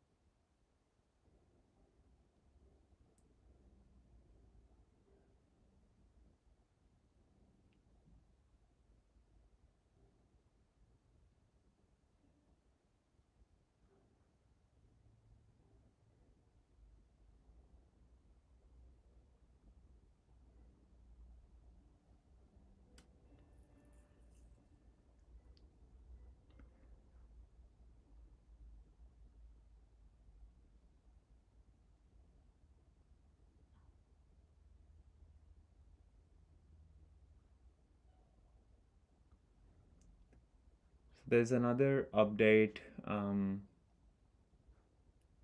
Contrary to some rumors that the Ferrari team was also working on implementing an engine trick um, to increase the compression ratio of its engine, but that has been verified that it was untrue. It wasn't the case. Ferrari wasn't looking for a trick, but yeah, as I said, I think Red Bull, which had a neutral stance on the whole matter, when they decided to take um, side of the other engine manufacturers who were already protesting, that's when Mercedes were cornered, and the FIA had to um, step in and say that okay, you you have to comply with the regulations no matter how, and whatever trick you're running, whatever system you're running to increase the compression ratio, which some engineers believe that wouldn't have been much anyway. Um, not certainly not to an extent that oh they were getting the compression ratio of 18, which was the last year's compression ratio. Obviously, this year is just 16. So a lot of engineers were skeptical about it. That there's no way, it's virtually impossible that Mercedes can achieve that compression ratio, but they were still it was still more than 16, not a huge or a significant amount, but it was still over 16, and it could have been an advantage in the range of around 20 horsepower, as compared to the others, which potentially would have given Mercedes about 6 to 10 kilometer per second advantage um, on the track. So yeah, as I said, it's it will be impossible for us to find out the actual nitty gritty details of this whole saga, but um, it has come to an end now. FI has decided they'll bring a new rule set before Melbourne, which is in 3 weeks' time, which I don't know how Mercedes will comply with, but they have to now. Otherwise, they are not taking part in the first race. Right, who is out on track currently? There's four drivers out currently, which is Alex Albon, Ollie Bearman, Fernando Alonso, and Checo Perez in the Cadillac. So Aston Martin finally getting some good, not good, I would say, but decent mileage with Fernando Alonso out on track since the last 20 minutes or so. So that's a good sign for Aston Martin. Checo Perez is back on track with Cadillac. That's another good sign because he had stopped on the track. He was the one who caused a red flag when the session had just started. He did like a lap or two, and he had stopped. He stopped on the track. Good thing for Cadillac is they fixed the car quickly. Turns out it wasn't a major issue, it was just a minor issue that they fixed pretty quickly in the garage. So Checo Perez is out on track again. Um, we have Liam Lawson coming out on track as well now.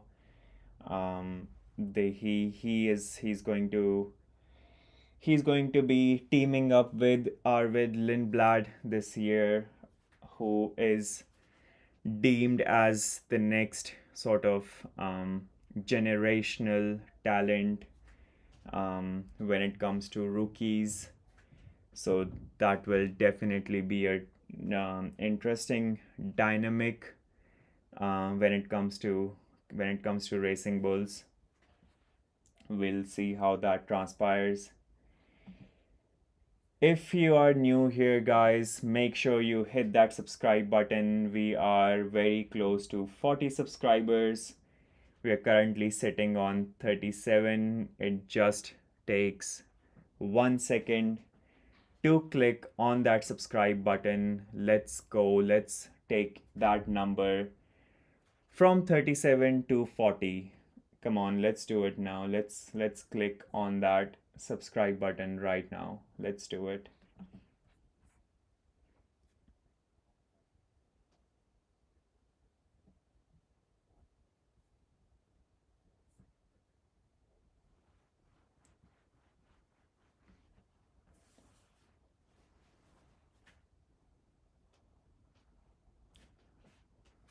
Leclerc still the fastest in the morning session. He has already gone 2/10 quicker than Lando Norris's best time last night.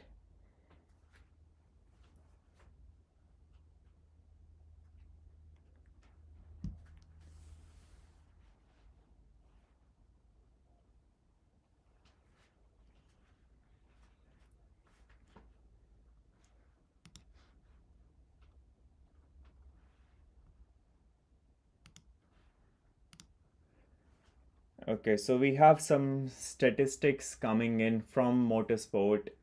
Um, in terms of mileage done by the team and the drivers.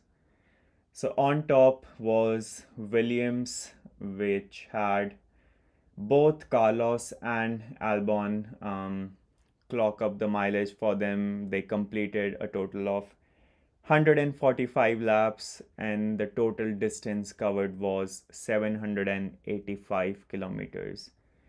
Quite impressive. Then at the second position comes Red Bull and Max Verstappen, who completed a very, very um, mega stint of 136 laps yesterday, covering 736 kilometers alone. Like, can you believe that? Williams did a combined mileage of 785, apologies, kilometers, and Max alone did like 736 kilometers, which is quite impressive. At third position was Ferrari with Lewis Hamilton and Charles Leclerc coming in at 132 laps completed with 714 kilometers covered, followed by Audi, who again had both of their drivers run, and they completed a total of 122 laps covering 660 kilometers, which is quite impressive from Audi. Um, Followed by Esteban Ocon in the Haas, who did 115 laps all alone and covered 622 kilometers while at it. Then came the McLaren drivers, Oscar Piastri and Lando Norris, who did 112 laps yesterday, covering a total of 606 kilometers. Then came Cadillac, who did 107 laps with both of their drivers out on the track. And they completed a mileage of 579 kilometers, which is quite impressive for a team which is literally brand new to the sport, their first season in the sport, and they clocked up 579 kilometers on the first day of testing, which is impressive because that is more than what Mercedes could do yesterday. Mercedes did a total of 86 laps with both of their drivers and only covered about 465 kilometers. And the last three are Alpine, Racing Bulls, and Aston Martin. Alpine did a total of 77 laps covering 416 kilometers. Arvid Lindblad in the Racing Bulls did 75 laps, covered a total of 406 kilometers, and then Aston Martin with Lance Stroll did just 36 laps, covering 195 kilometers, which is quite concerning for Aston Martin. However, Alonso has been clocking up some good mileage today, on day 2. So hopefully they sort out the issues that they were having yesterday, because there's definitely um, there's definitely concerns with the Honda engine not being able to reach the RPM that Max Verstappen was able to reach in a Red Bull yesterday.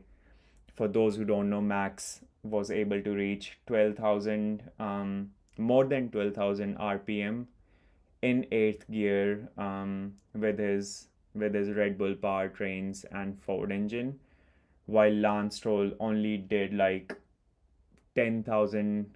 He could only reach like 10,200 RPM in eighth gear while going full tilt with the Honda engine.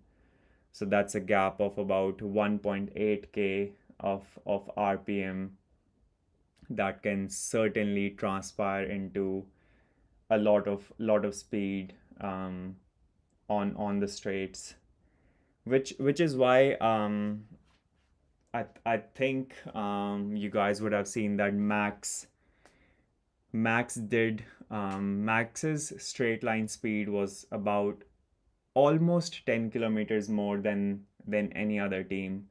I think Red Bull did like the speed trap was like 337 or 338, and while the next best was Lando Norris, um, best was Lando Norris with 327 or 328, the top speed. So that's certainly interesting. Just had a chat here. Rutvik Patel 9155. How can I watch this? Why can't I see the live stream in F1 TV Pro?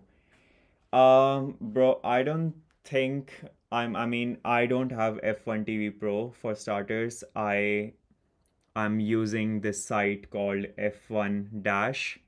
If you just Google it, it will pop up for you. The reason you can't see the live stream is because Formula One and FOM is not live streaming this at all. They're not broadcasting this testing session apart from the final hour of the first 3 days. So essentially, yesterday they broadcasted just the final hour of the whole testing session. Today they will do the same. Tomorrow they will do the same.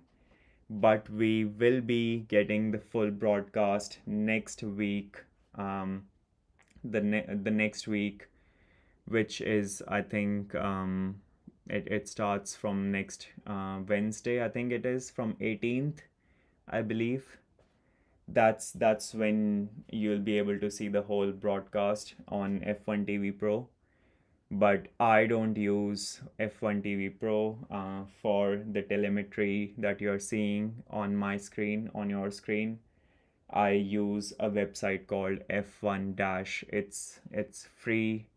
It has got everything that you need. So I suggest you check them out.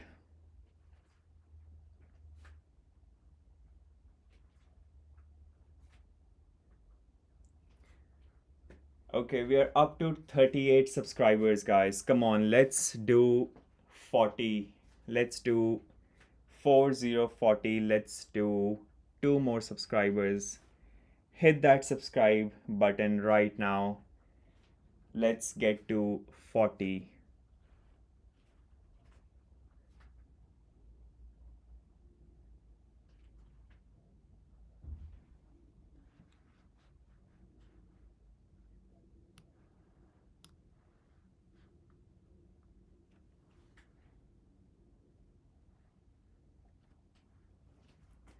Just four drivers out on the track currently: Pierre Gasly, Liam Lawson, Checo Perez, and Nico Hülkenberg.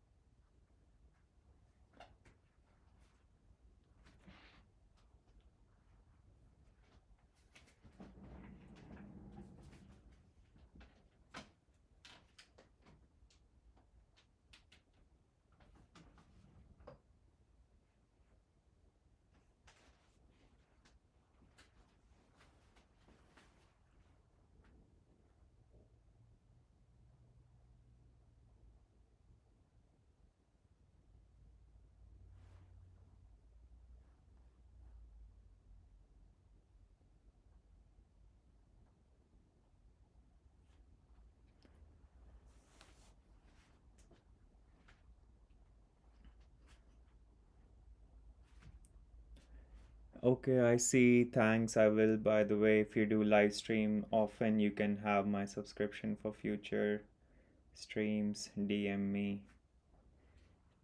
Um,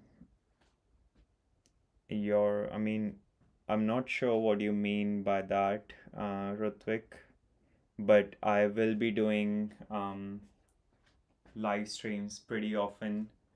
I will be live streaming tomorrow as well, day three, the morning session.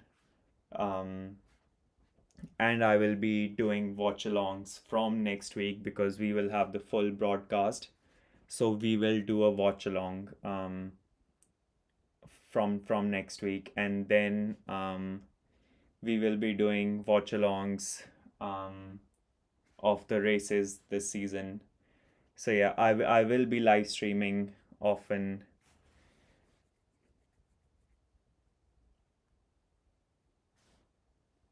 All right, for the nah, thank you so much, man. It's all good. I really appreciate you um you saying that. But the thing is, I live in Melbourne in Australia, and F1 TV Pro, um to make F1 TV Pro work here in Melbourne, I mean in Australia, you have to have certain systems in place that I do not want to go in the direction of, because I have my own sort of other streaming services that I use. And for I mean, as I said, for the telemetry data and everything, I use F1 Dash, which is pretty nice. It suits me. I'm well versed with it, so I don't really wanna change to F1 TV Pro. But thank you so much, Rutvik. Thank you for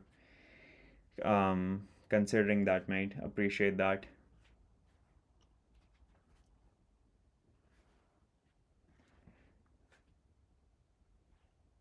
Right on. Okay, we are on 39 subscribers. Come on, guys. One more subscriber needed to hit 40 subscribers. Let's go. It is a new channel. It is a brand new channel. I've only started this channel about a month ago. I'm trying to post one shot every second day. For those who don't know, I work full time as well. I have a professional job that I need to cater to as well, with my schedule and everything. So I may not be as consistent as some of the other creators out there. Huge respect to all of them who have the ability to do that. But yeah, I mean, if I'm going to be as consistent as I can.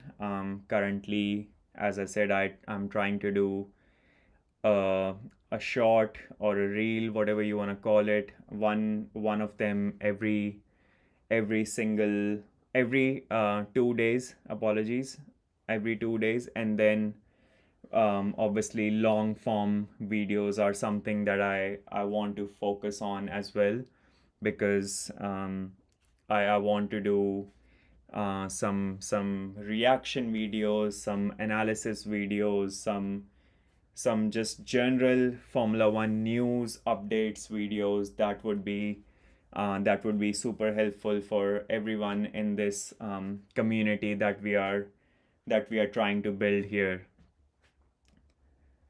Right, so we have hit 40 subscribers, guys. Let's go. Thank you so much. Thank you so much. I really appreciate each and every one of you, all 40 of you.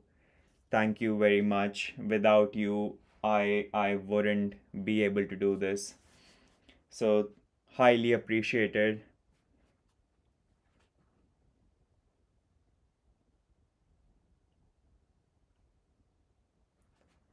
Right. Charles is out on the track, as are Gasly, Albon, and Behrman.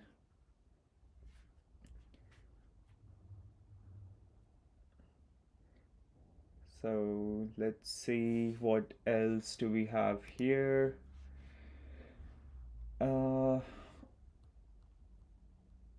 if you are just joining me, there's a huge update coming out that FIA will ban the Mercedes engine trick.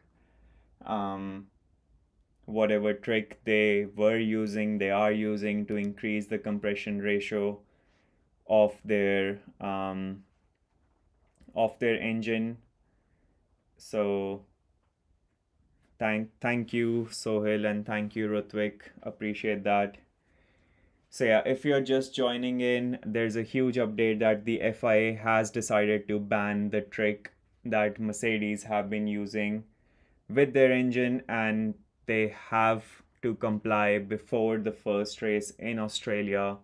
Otherwise, they won't be able to take part in the Formula One season, which is quite a controversial, I would say, a decision from FIA. They had allowed it so far. They did not have a problem with it so far, but as soon as Red Bull joined the other three engine manufacturers in the protest, Mercedes was cornered and they did not have the veto, and hence FIA had to intervene, had to make sure that Mercedes is compliant, it is within the regulations, which I personally think is is quite unfortunate, to think of all the resources that Mercedes would have put to develop that trick, or the way they interpreted the rules, the regulations, which no one else did or no one else could replicate. It's quite unfair on those engineers and the amount of hard work that Mercedes put in. But it is what it is now. FIA has made their decision. It will be ruled out. It will be banned. So I guess we'll wait and find out how Mercedes makes their engine compliant with the regulations now, with the new rule set that the FIA will imminently introduce before Melbourne, which is in 3 weeks' time.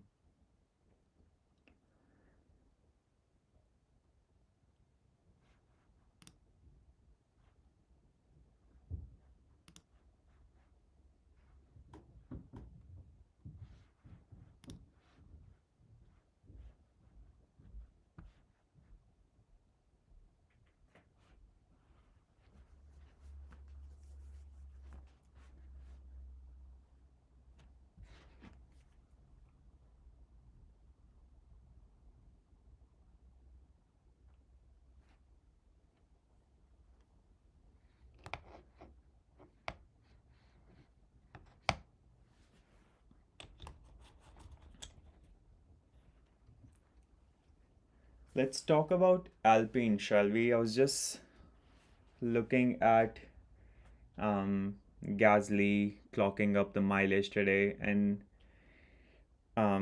obviously they shared the duties of the mileage of the running of the program between both of the drivers yesterday, with Gasly and um, Franco Colapinto sharing the duties. But today is obviously all about Pierre Gasly. He did score all of the team's points last season, which is quite incredible. Um, Obviously, they were not competitive from to be fair, they were not competitive in the whole sort of ground effect era, apart from a couple of podiums which were um, weather induced. I would like to say. Um, but yeah, Gasly, I think he did like 49 or 50 laps in yesterday in the afternoon session. But there was a reliability concern for them as well. Obviously, they are going to be using the Mercedes engine, so it was quite interesting to see, because Mercedes had an issue as well yesterday. So did Alpine. Um, Maybe it would not have been the same issue, because Mercedes, as per the reports, the Mercedes engine was about the rear suspension, whereas Alpine's was more of a reliability concern when Colapinto stopped on the track. But I think it would be an interesting watch this season how Alpine does. I mean, they have poured all of their resources to this year's into this year's car since the last 2 years, I would say. They stopped um, developing their ground effect era car and just made a decision in, I think it was end of 2023 or sort of in the middle of 2024, that they would just focus on the 2026 car. So that's definitely an interesting watch. Rutvik asks, what do you think of the zero pod design of Audi and the very slim rear wing of the Alpine? I mean, it's as for the Audi's side pods, it looks a combination of the zero pods of Mercedes and the early sort of vertical inlet pods of Red Bull of 2024. It like the first thing that I thought about it when I looked at it was it's a combination of those two. Um, as for the performance, I mean, obviously we'll have to wait and find out how it sort of transpires. Because um, we have found out in the last 3 or 4 years that the side pods, like each and every team has their own concept of a side pod. Some go really aggressive with the undercut. I think you may have seen Aston Martin's undercut, aggressive undercut side pod this year, which Adrian Newey has developed.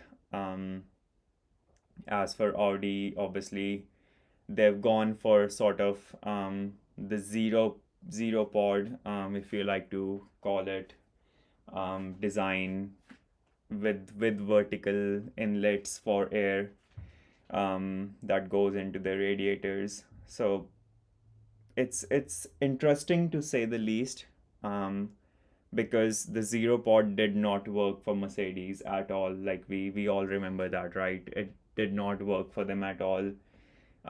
Even though a lot of initial thoughts on that design when it came out in 2022 was like, this is going to be the next best thing, like the next best um, invention of Formula One. All the teams are going with huge side pods, and Mercedes have decided, okay, we are just not going to build side pods on our car, and that didn't work out for them. But I guess we'll find out come Melbourne how it works out for Audi.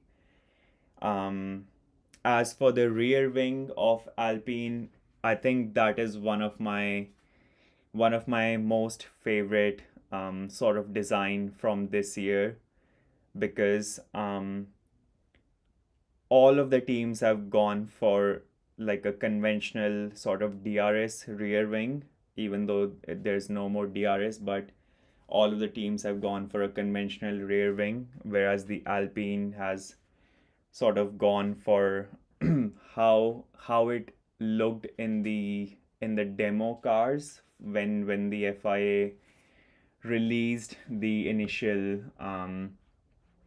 sort of designs for 2026 cars, and that's how it looked like, if I'm not wrong. And but yeah, I mean, it it's doing the same thing essentially. It's reducing drag on the straights. There's no sort of um, I would say huge benefit of it, because if there was, all of the teams would have done it right. it wouldn't just have been um, Alpine who does it. Um, like they all would have thought that, oh, let's go for, the wing going down rather than going up as it does conventionally. So I don't think it's a huge some it's going to lead to a huge advantage for them. Um, but yeah, let's wait and see how it transpires.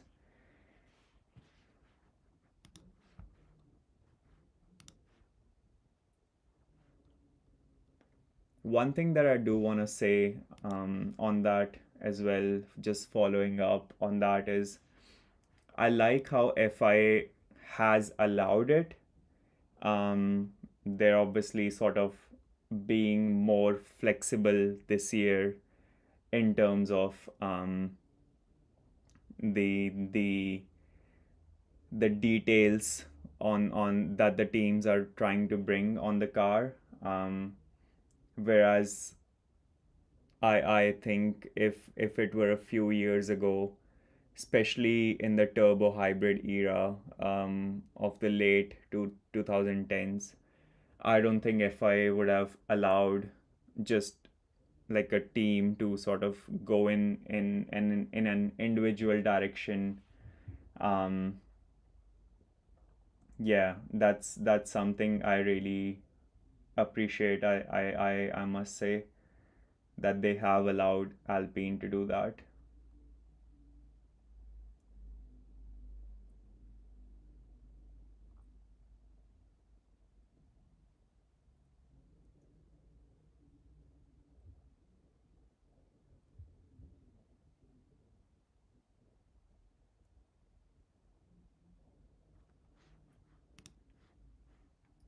Rutvik, what do you think? Following up on that um, rear wing topic on of Alpine, I believe Audi has done a different sort of approach as well. Obviously, it's it's not as unconventional as Alpine, but they have gone slightly in a different direction as well. Um, because they've sort of chosen an intermediate solution between the two philosophies. Um, like they've positioned the pivot around um, which the two rear flaps rotate, like exactly at the center of its what do you call it? Exactly at the center of its lateral supports, um, which has to remain fixed as per the regulations, as per the FIA. So I've like more than Alpine, in my opinion, I'm more curious about the rear wing of the Audi, like the way they have gone, like the philosophy they have gone with for their rear wing.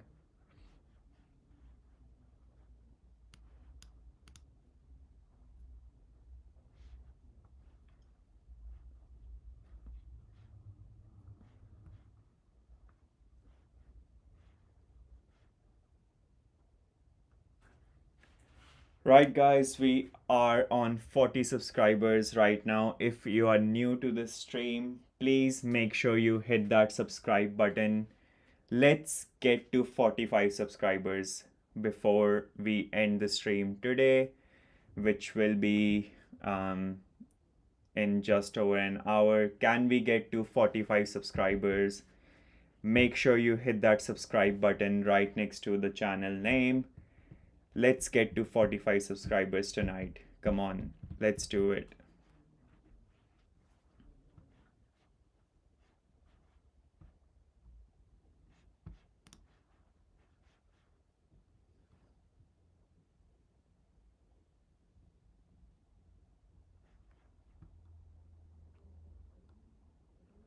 What do you guys think about Lewis Hamilton saying that it's the lowest grip he has ever felt in his entire 20-year career?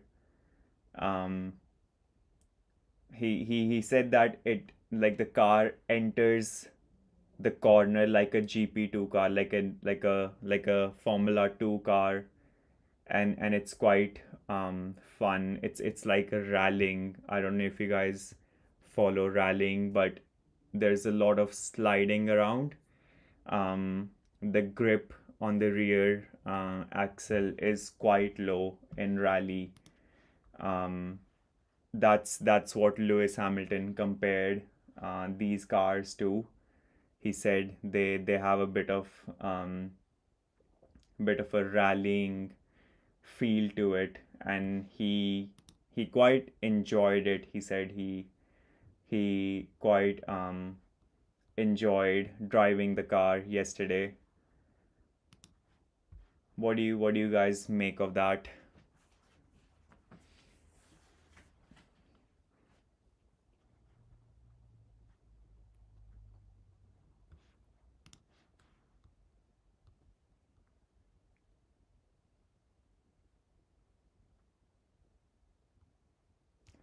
Right, guys. Another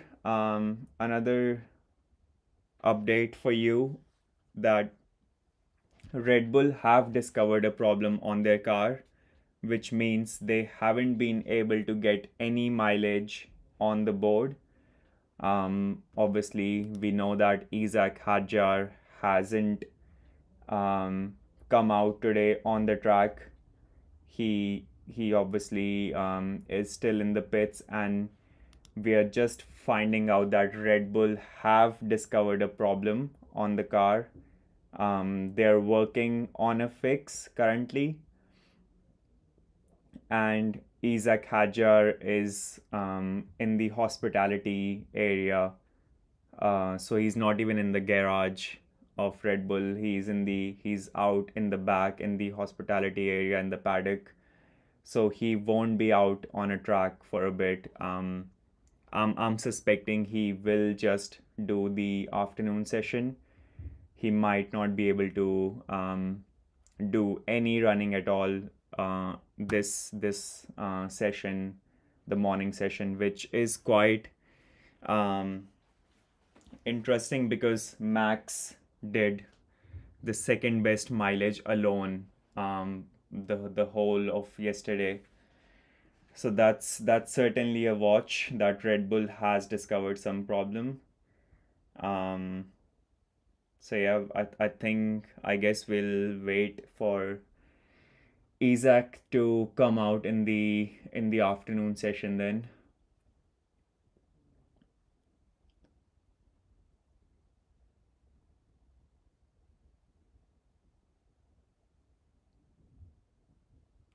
Another concern that Mercedes has only done what 3 laps so far.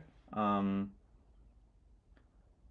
Let me just confirm. Yeah, he's done just 3 laps so far. That is quite concerning because it wasn't a good day yesterday for Mercedes. They did they did less running than Audi, Cadillac. So it wasn't a good day for them, and it's been almost 3 hours now of this session, and they have only done 3 laps so far. That is definitely concerning, I would say, for Mercedes. It's not looking good. Um,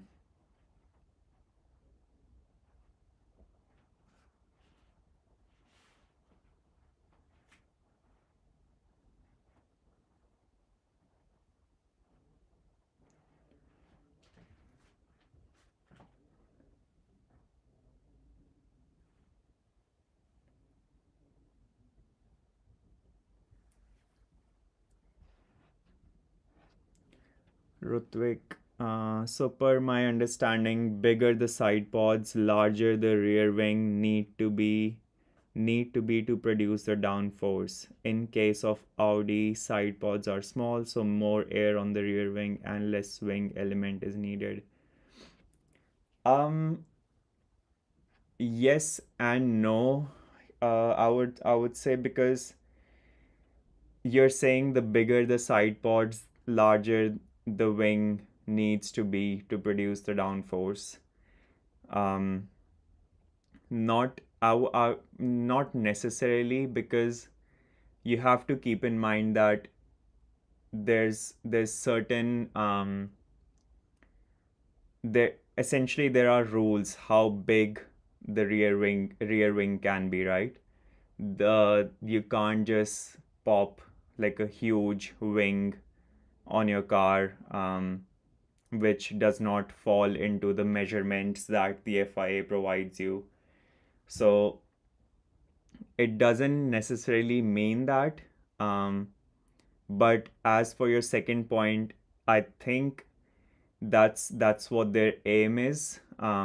They're trying to um, they're trying to outwash the dirty air from the side pods, and not let that hit the rear wing as much. Um, Kevin Carvalho, can you please help me understand on when will the drivers be able to open and close their front and rear wings? Hi Kevin, welcome to the stream. So the drivers will be able to move their front and rear wings during all of the race, during each and every lap, on each and every straight. So think of it as the if you can see the driver's map on the stream, wherever you see the track getting straight, having long straights, essentially where Alex Albon is right now or Liam Lawson is right now, they will be able to open or move, which is the correct term to. They will be able to move their front and rear wings on every lap, on every straight of the race. The only place where the wings won't be able to move is the corners, because the goal of those wings is to provide downforce for the car.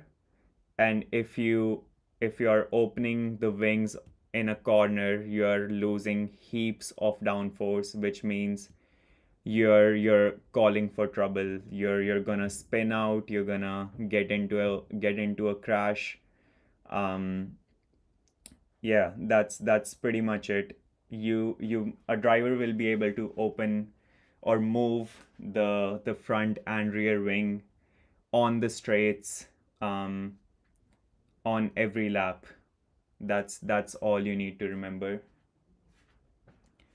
Ruthvik, because of the high torque nature of the new PU, we can say getting that 1000 horsepower to tarmac will be tricky. It will be similar to driving Audi S1 e-tron. That's a very good point, Ruthvik. I agree. That's a very good point. It will be quite difficult to essentially mm, power the make the power stick in a way. It will be quite tough to um, get sort of, how should I say this? It will be quite tough to have the absolute grip on the tarmac. Like, when you think of Formula 1, you think of cars having insane amount of grip on the track. That's why they are able to do such high speeds um in the corners, right? With the downforce, with the grip. But as you pointed out, I think um that will be a concern for the teams, for the drivers, not being able to make the car grip on the tarmac. Or it certainly would be a case of which driver learns how to um, get his tires up to temperature, get the maximum amount of grip. But I think we all know and we all can agree that we will definitely see less and less grippy cars starting this year. That's a very good point, Rutvik. Thanks for pointing that out. Kunal says clipping will be a big issue for the teams to resolve. Absolutely, man, 100%. I talked about this a while ago. I think Toto Wolff also said this yesterday in one of his interviews that majority of the teams, or all of the teams except Red Bull, are facing an issue with clipping where they are reaching the terminal velocity before hitting the braking zones, before hitting the brakes, before getting in that braking zone. And for those who don't know what clipping is, basically you get to a certain speed on the straight, and your speed, instead of going up, starts going down for the battery to recover energy. That's what clipping is, and it's going to be a huge issue, as pointed out by Kunal, and Toto Wolff also mentioned it in his interview yesterday. That's why he said Red Bull is the benchmark car for the whole grid right now, because it seems like they have absolutely nailed their car, but more importantly, they have nailed their um, engine and battery combination with Ford. So the clipping issue, that's certainly a big one for the teams. Also, the profile of tires are thin, so less contact patch for. Yeah, absolutely, man, absolutely. Um, the tires are not as big as they were from the previous era, so definitely the more camber for the tires, more camber, and less surface area to work with.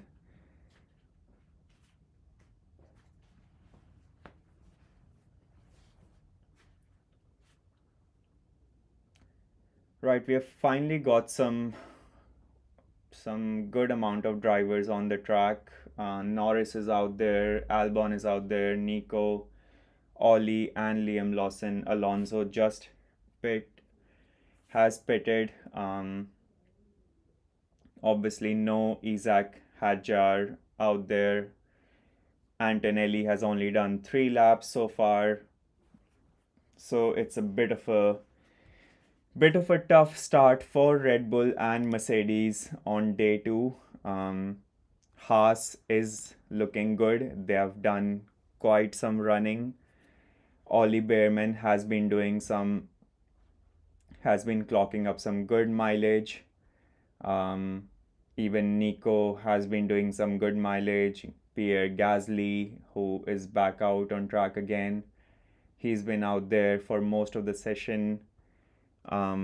Just 1 hour, one more hour to go for the morning session. Lando Norris is back out there on the medium tires.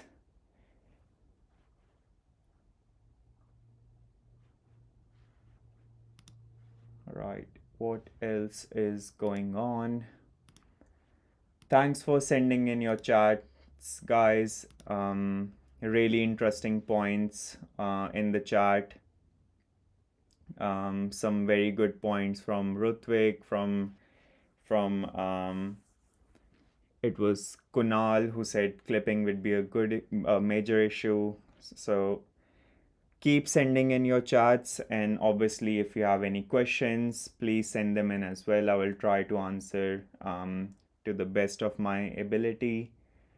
um, but yeah, I want to ask questions to you as well. Let me know, when did you guys start watching Formula One? Who do you support?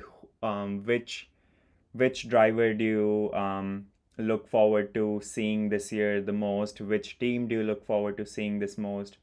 What is what is the main thing that you can't wait to see about the new regulations this year. Um, tell me everything that sort of you love about this sport. I know it's that can be a huge, that can be an all-nighter conversation, but do let me know in the comments what do you guys think of the new regulations. Who do you think is going to be on top? Because I'm so excited for the upcoming season. It's going to be a banger of the season. I have a feeling this will be one of the best Formula One seasons we've had in the history of the sport. Yup, like literally, I do believe that.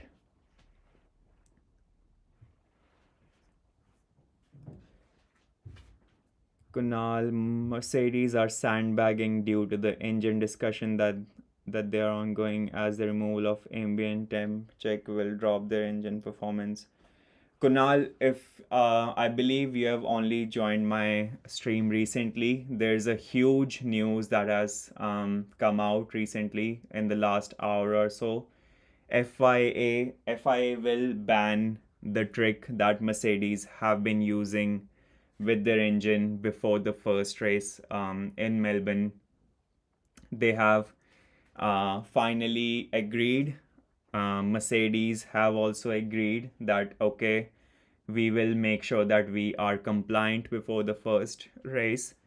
There is obviously no official statement because there wasn't any official statement that the Mercedes had an engine trick in the first place. So you obviously wouldn't find Toto Wolff coming out saying that, oh, okay, FIA has told us to change our engine, right? But there has been a development that a new rule set will be signed before the start of the season, and Mercedes has agreed to comply within with that new rule set. So if they are sandbagging, I'm not sure if it's related to engine anymore, because they have to change whatever they were doing to increase the compression ratio of their engine. They have to change now before Melbourne, which is only three weeks away. So it's going to be really interesting to see what and how they change. Rutvik started watching in 2017 Sebastian Vettel era. Absolutely love him. That's great, man. I mean, Sebastian Vettel was one of my favorite drivers. I think when I started watching back in 2012, he was one of the main reasons I sort of fell in love with the sport, because he was the benchmark driver at that time. He was absolutely dominating Formula One, and when Formula One hit Indian shores, he obviously won the three races at the Budh International Circuit. So yeah, I absolutely love him as well. And the only regret I believe he would have in his career is moving to Ferrari, which we all know how turned out. Um, he definitely had the potential to become a five-time world champion if only Ferrari had given him a world championship car. But we all know Ferrari, how it works, how it has been working since the last 2 decades. Um, there's a reason why Sebastian Vettel told Charles Leclerc that you are the most talented driver I've ever seen. Please do not waste your talent.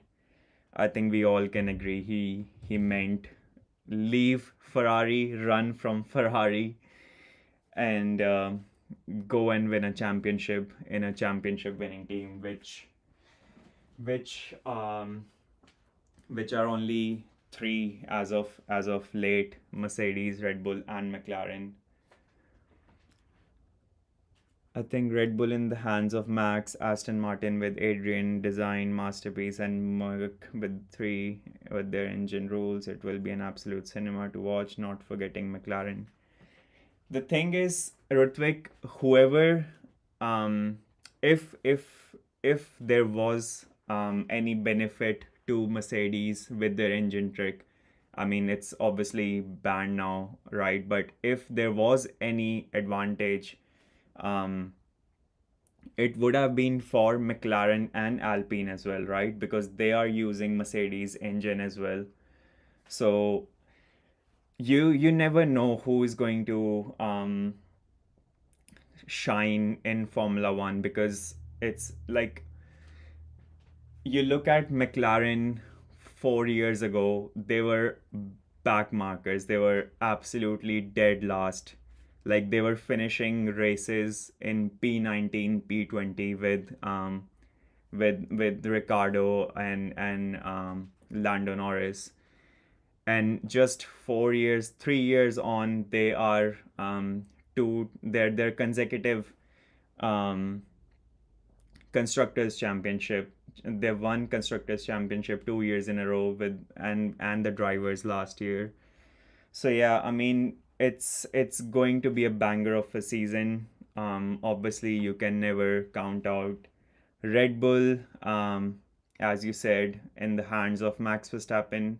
I genuinely think that Isaac Hadjar is also going to do well in Red Bull, because I mean, not to the extent of that he will beat Max Verstappen, but I do believe that he will do well as better than most of the people are anticipating that he will.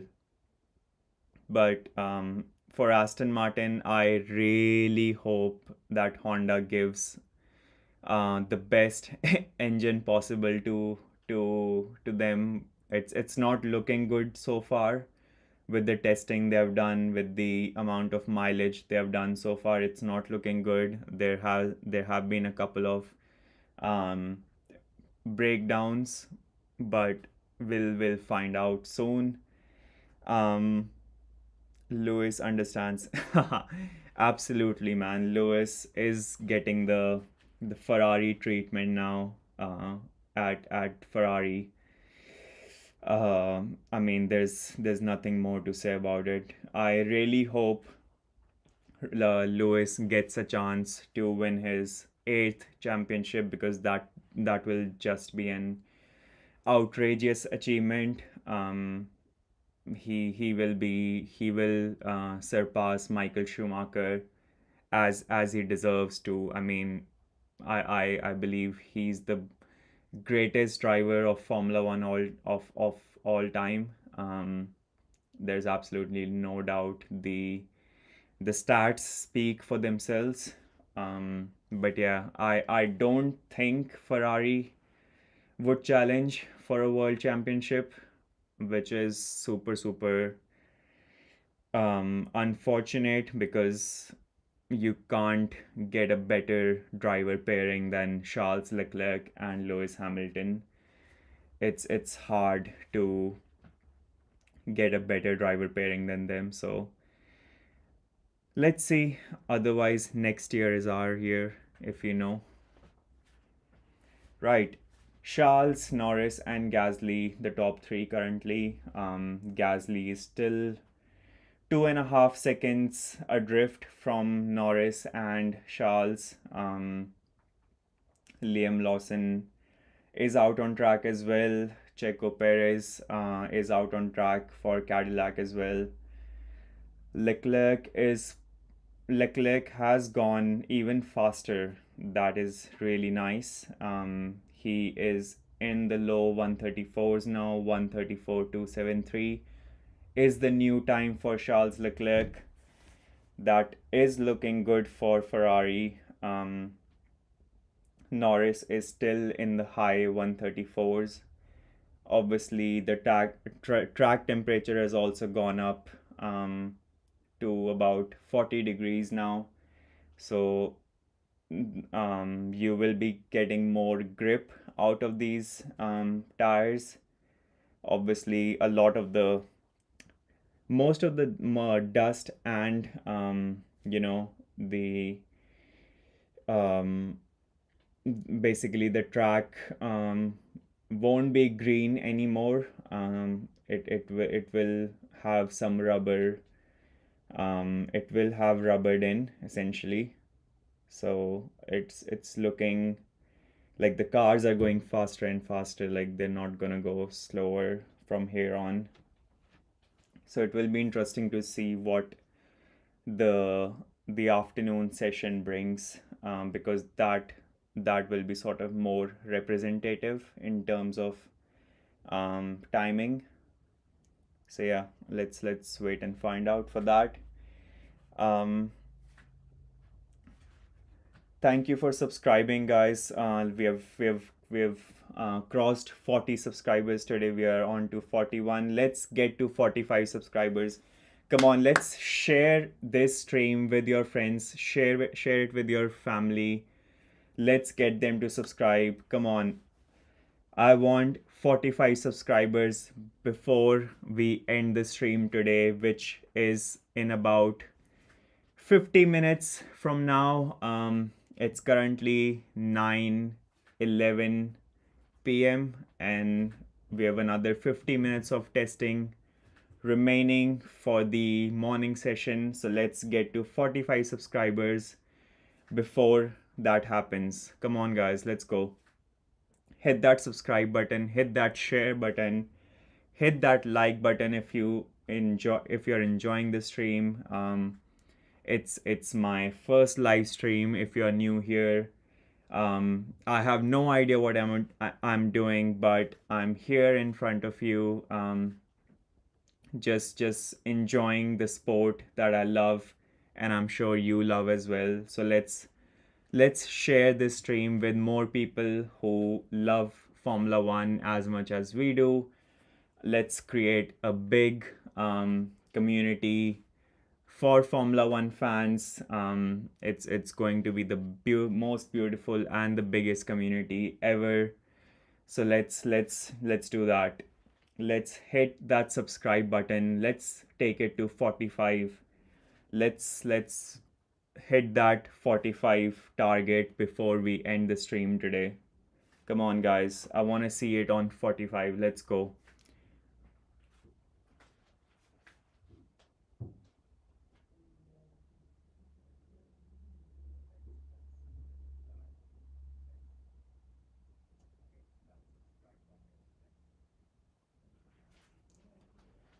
Right, we are on to 42. Thank you so much. If you have just subscribed, it means a lot.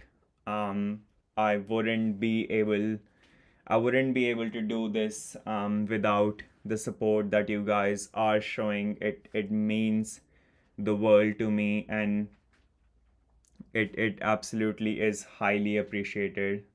So thank you so much. Let's get to 45, guys. Come on.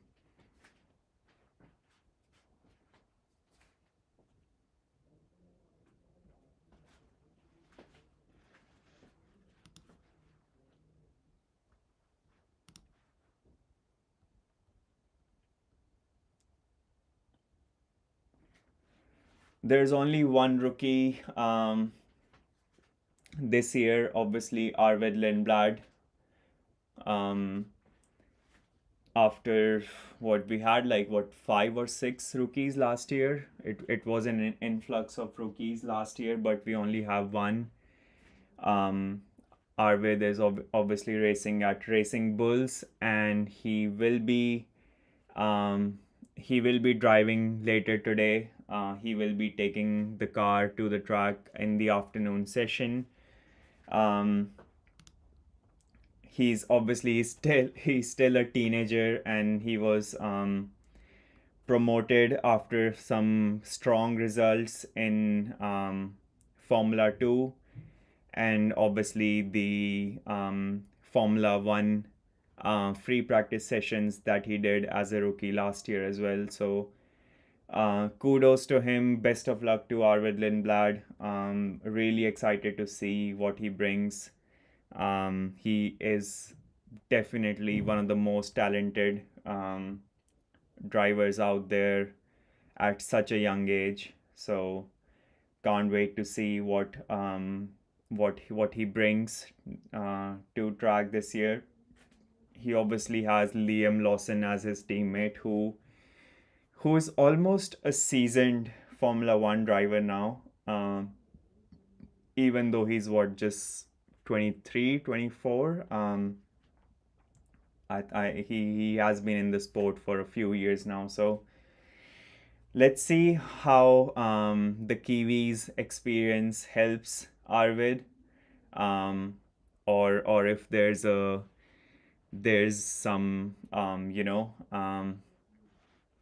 there's some tension, if um, they go neck to neck on the track, if there's some tension that develops between the drivers.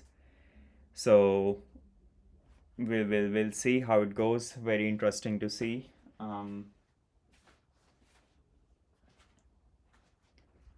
Aston has a lot of overheating issues yesterday. Yeah, that's what I'm saying, Kunal. Like, Honda engine, like they need to get their act together, man. Like, if they end up providing a screwed up engine to Aston Martin, I would be so pissed, because the last time Fernando Alonso had a Honda engine, it did not go well for him at all. So fingers crossed it's different this time around.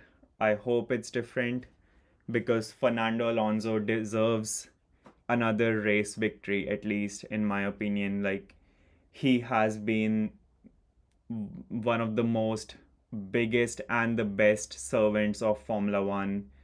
Obviously, two-time world champion, one of the best drivers ever to grace Formula One. He certainly deserves another shot at winning a race.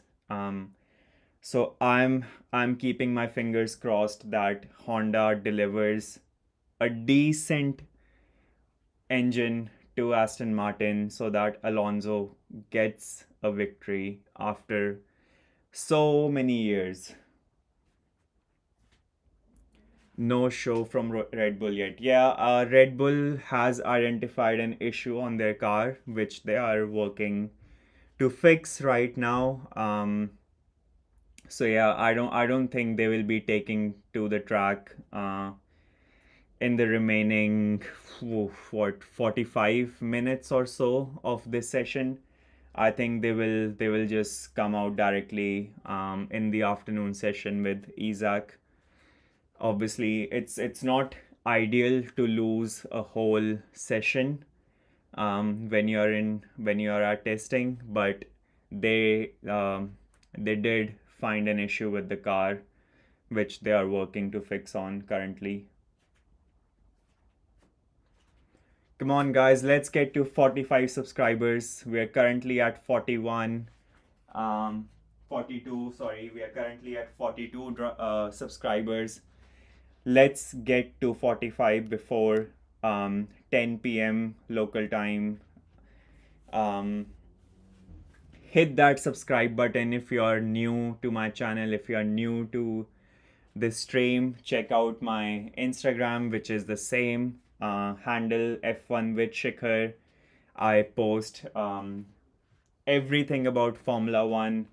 I try to post one reel or one short every 2 days. Um, I'm actually currently doing a Formula One fundamentals series right now.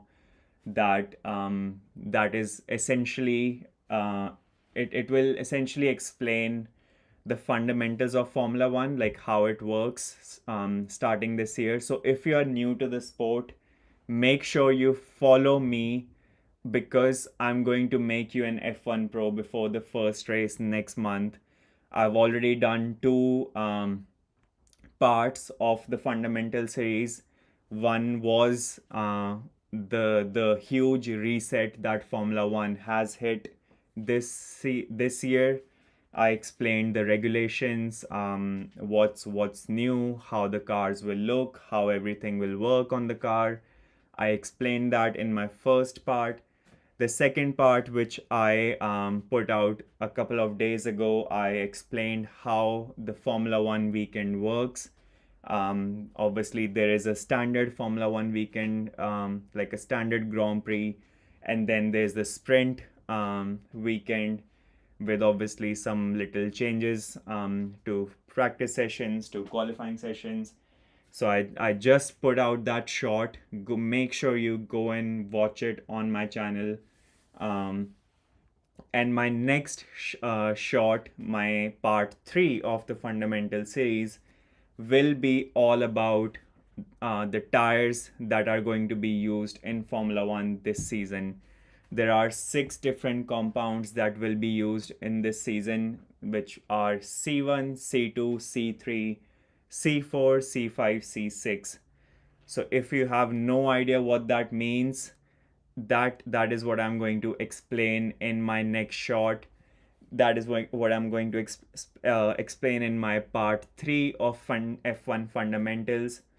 I will explain each and every compound to you because we have a new compound, the ultra soft compound this year, which is the C6, which will be used in the street circuits like Monaco, Azerbaijan, and I'm going to be explaining all about the hard tires, medium tires, soft tires, the irrelevant wet tires, especially the full wets and the intermediates. So make sure you hit that subscribe button. Make sure you follow me on Instagram if you don't want to miss out. If you want to become an F1 pro before the first race next month, make sure you hit that subscribe button right now. Let's get to 45 subscribers. Come on, guys. Let's get to 45 subscribers. Good listening to you. Carry on the good work. Thanks, Kunal. Man, I really appreciate you watching my stream, you listening to me, you sending in your valuable thoughts, your valuable insights. This is what I want from this community. Like, I don't want it to be all about me, all about just me, just being a robot in front of you and just telling you stuff. I want you guys to be as active as you can be. Just send your comments in, send your chats in, send your thoughts in, because I want to create a community that sort of is has huge amounts of cohesion amongst ourselves, just for the love of sport, just for the love of Formula One. And I want our community to be the biggest. Trust me when I say this. I want our community to be the biggest, to be the best. It will be known worldwide, for having the best community members for Formula One. Trust me when I say that. So thank you so much for your support. It means a lot to me. Thank you so much for watching my stream. Thank you so much for listening to me yap about a sport that I love.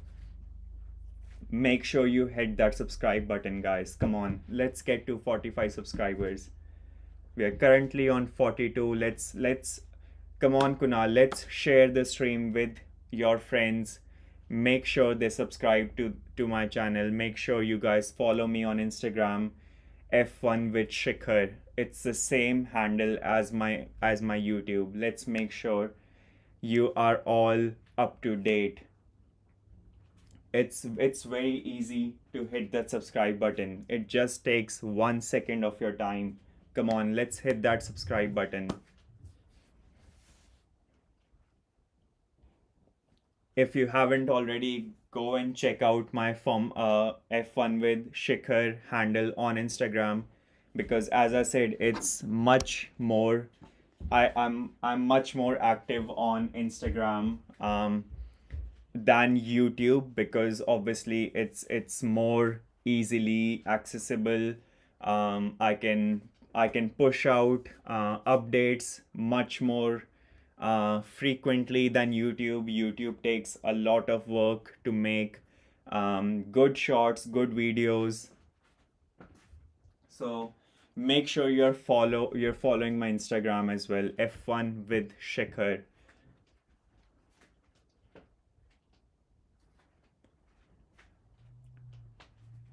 Right. Come on guys, let's hit that subscribe button right now. Let's get to 45 subscribers before we end today's stream. Come on. We have another 35 minutes to go for the morning session of the preseason testing day 2 in Bahrain. Lando Norris, the current world champion, is out on track right now. He is chasing Charles Leclerc, who has done a time of 134.273. Let's see if Lando Norris can outdo the fastest lap before the session ends. He's currently on medium tires. I'm fairly certain that he will be coming out on soft tires soon to make sure that he takes that fastest lap from Charles Leclerc before the end of the session. Right, guys, can we get to 45 subscribers? Make sure you hit that subscribe button if you haven't already.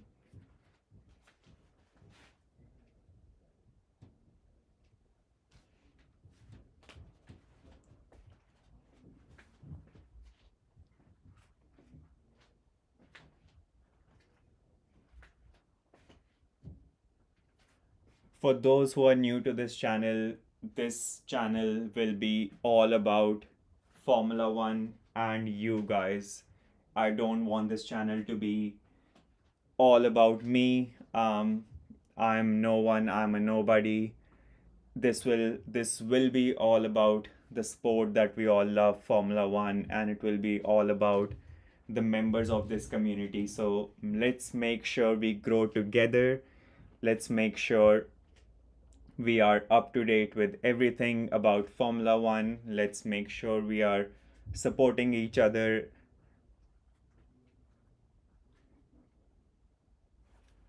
We are right. Currently, we are on 42 subscribers. Come on, guys. All I need is three more. Three more clicks, and we get to 45 subscribers. Let's do it right now. Come on. Give me 3 clicks. Give me 3 subscribers right now. Come on.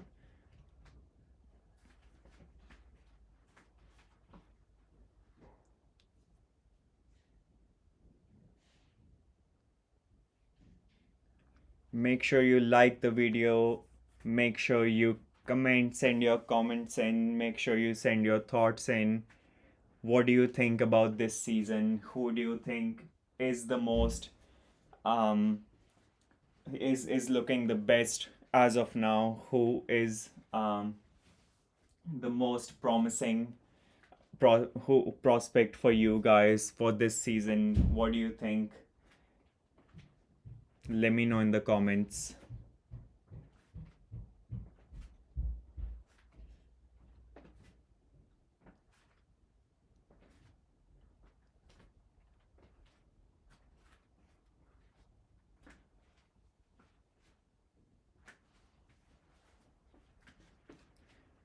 We've got 32 more minutes of the morning session. Let's make sure we hit the number 45 before we end the stream. We've got 32 more minutes of this morning session before we head into a lunch break for the teams. And then the teams will be back out on track for the afternoon session. Unfortunately, I won't be able to live stream the afternoon session because the timing does not suit where I live. I live in Melbourne.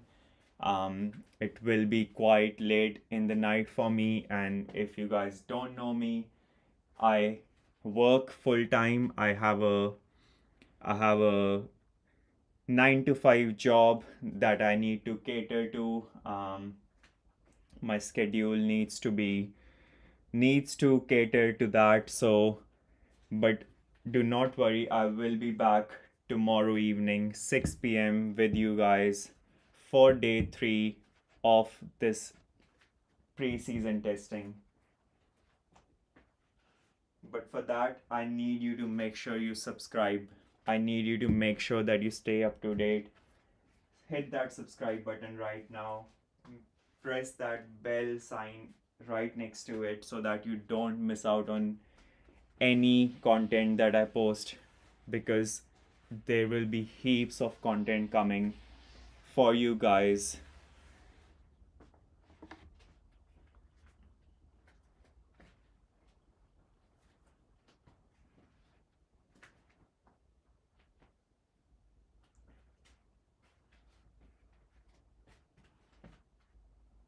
Right, a few drivers are now out on track. Charles, Lando Norris, Alex Albon, Liam Lawson, and Checo Perez are currently out on track. And looks like Charles is on the softs. Yes, he is on the softs. Norris is on the mediums. Alex Albon is on the mediums. Liam Lawson, we're not sure, but Checo Perez is on the softs as well. So I believe he would be going for a fastest lap pretty soon. We still haven't seen Kimi Antonelli come out this session. After he came out very early on, he did 3 laps. He did 3 laps and then he had to go back in the pits. And Mercedes have been working on some issue on the car, because we haven't seen those drivers, those teams come out in this session.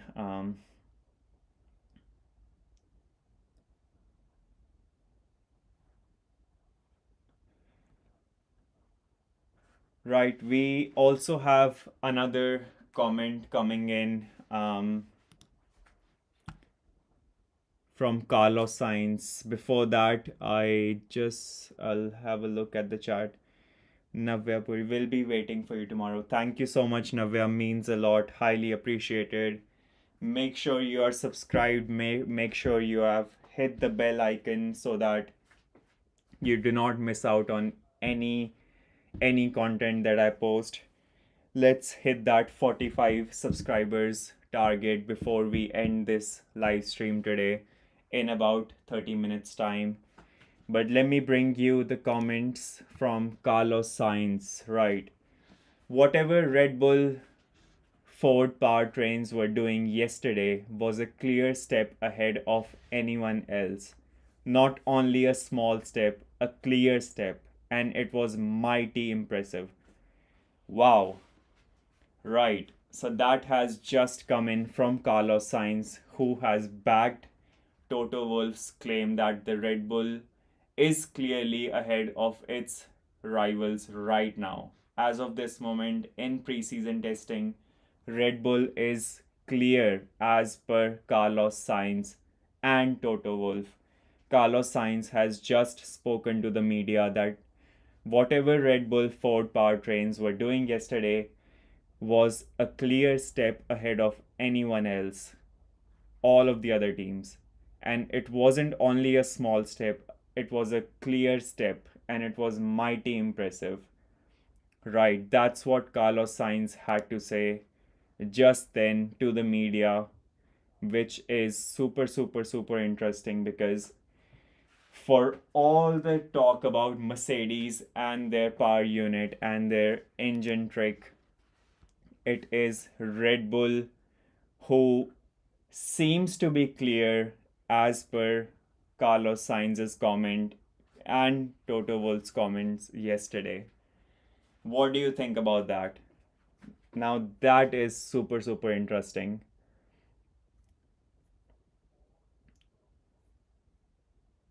Do you think Red Bull is the clear favorite as of now, after listening to those comments, after reading those comments. I'm still reserving my opinion, um, at least until next week. But wow, that's some statement from Carlos Sainz to publicly say that Red Bull are the clear favorites. They are a massive step ahead of the rest of the field. Oh, those are some 2023 vibes. Wow.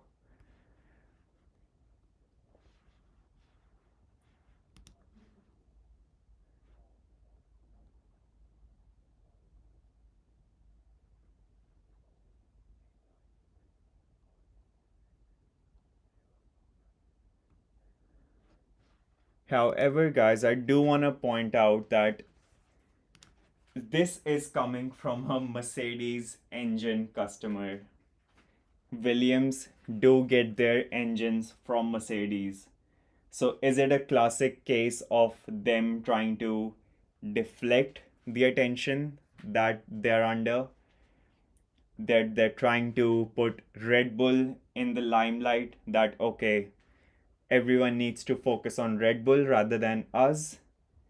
But the thing is, FIA has now agreed that there will be a new rule set before Melbourne.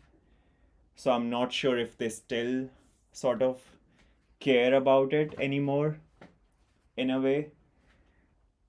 But is it a classic case of 4D chess?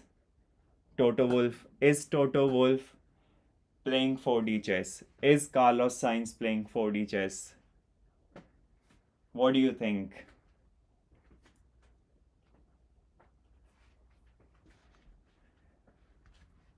I think that deserves another subscribe. Come on, guys. Currently on 42, we surely, come on, we can get to 45. Just three more clicks. Need three more clicks from you guys. Let's get to 45. Come on, we can do it.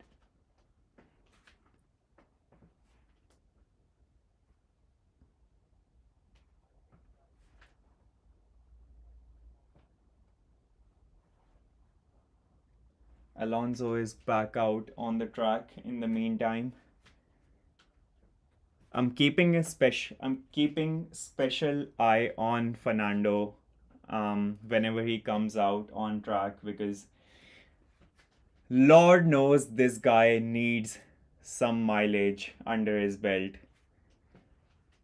Aston Martin does need some mileage under their belt. They can't be doing less mileage than Cadillac, than Haas, than Audi. They have to do some running, get the programs going. They have to get on top of these issues that they have been having with their engine, with their reliability. Fernando Alonso deserves another shot at winning the Formula One Grand Prix.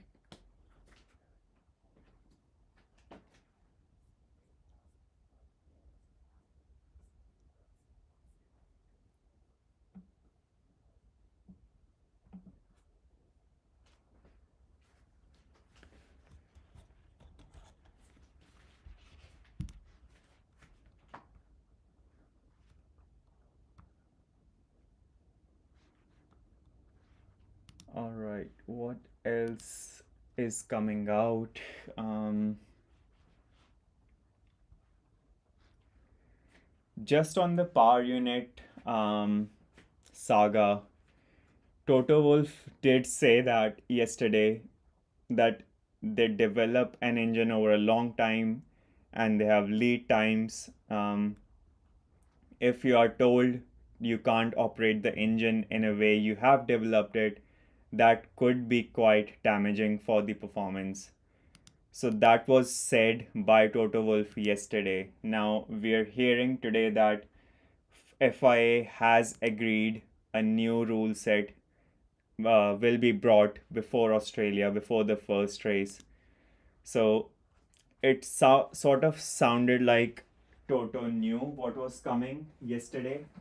The way he said that, like, if you change the rules so close to the season opener, obviously it's going to affect the performance of the engine, because they have been developing that engine in a certain direction, and suddenly the FIA is telling them that, okay, you can't go towards that direction, that is illegal, that is not within the rules. So he makes it sound like he knew that this decision was going to be made, which is quite interesting.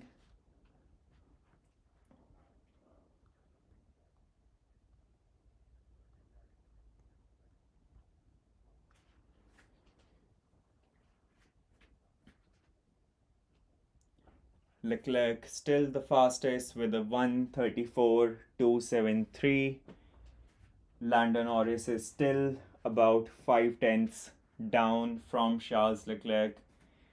Charles has managed to pip the fastest time from last night, which was 1:34 673, I think it was. He's already gone about 3 to 4 tenths quicker.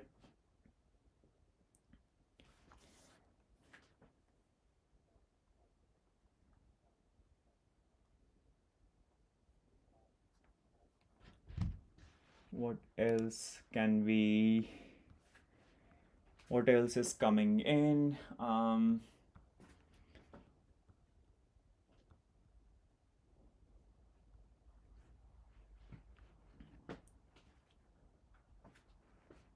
Right, Leclerc and Albon have gotten in some good mileage. They both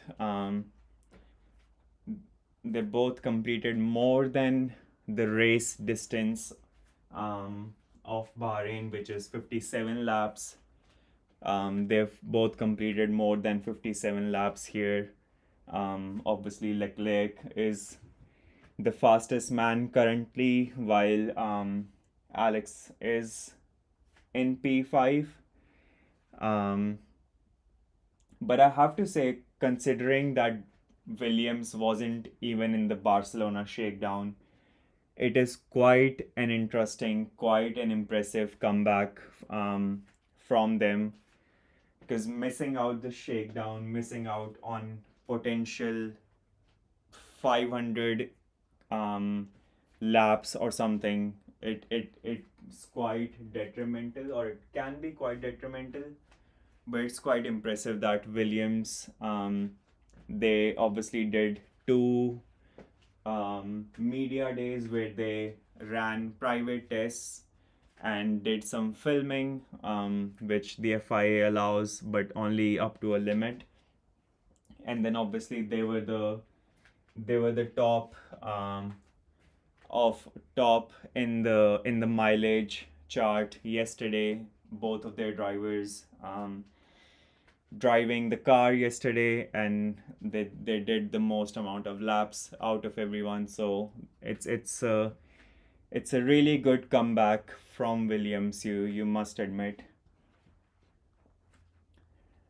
Right, just a little over more than 15 minutes to go for this session, guys. Most of the drivers have gone back into the pits, with just Alonso, Checo, Perez, Liam Lawson, and Nico Hülkenberg on the track currently. Just four drivers. And as I said, just four make that five, as Charles Leclerc has come back out on the track now.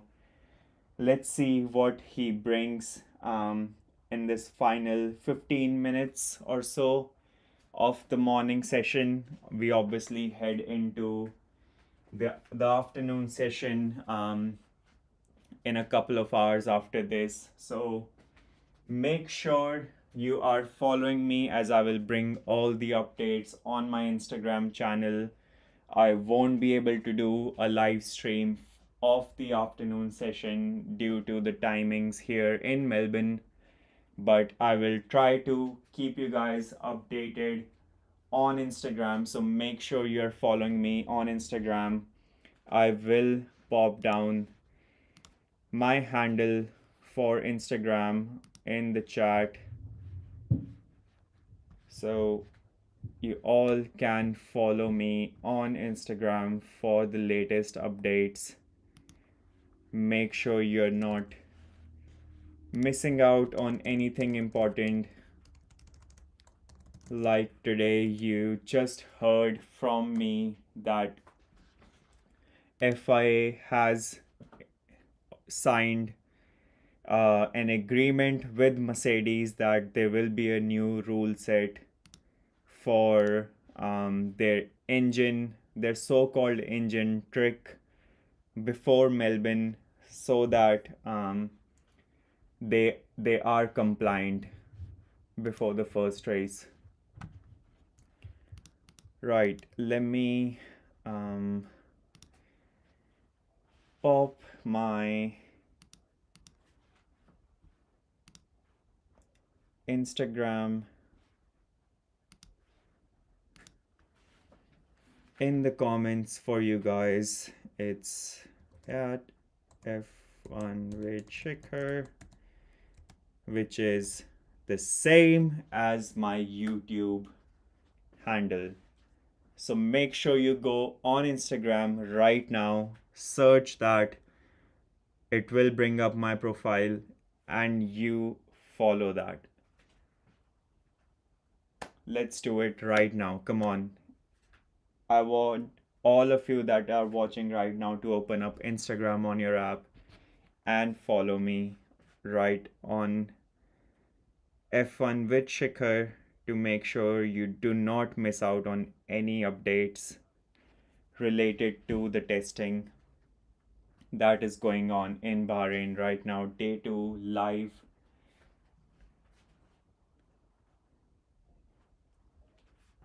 Guys, can we hit 45 subscribers in the remaining 15 minutes? Come on.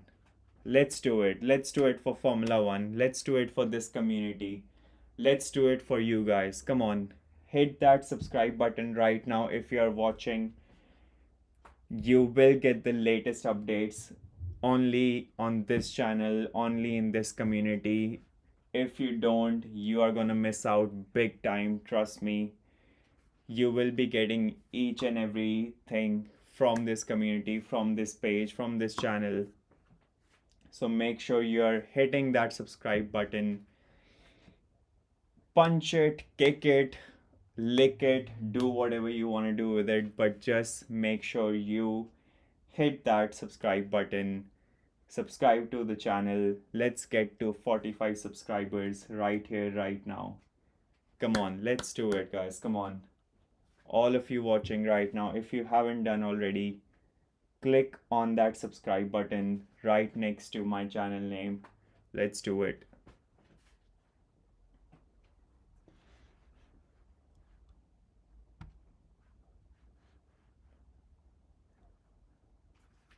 Just two drivers out on the track currently. The track is clear. Track temperature has reached 40 degrees. Obviously, it has gotten a bit hotter as well. In Bahrain, the air temperature is 30 degrees right now. Um, there's no chance of rain. There was yesterday, if I'm not wrong, but it should be all good today. So there's no chance for that.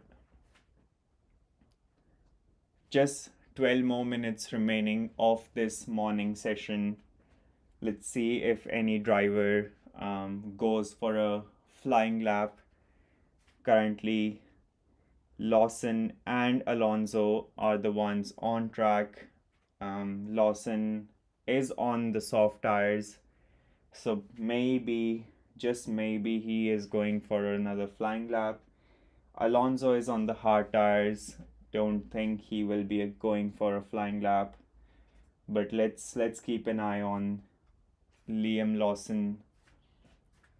He is popping up some yellow mini sectors, not green, not purple, yellow mini sectors. So not not the not the grip that Lawson would be expecting right now from these tires.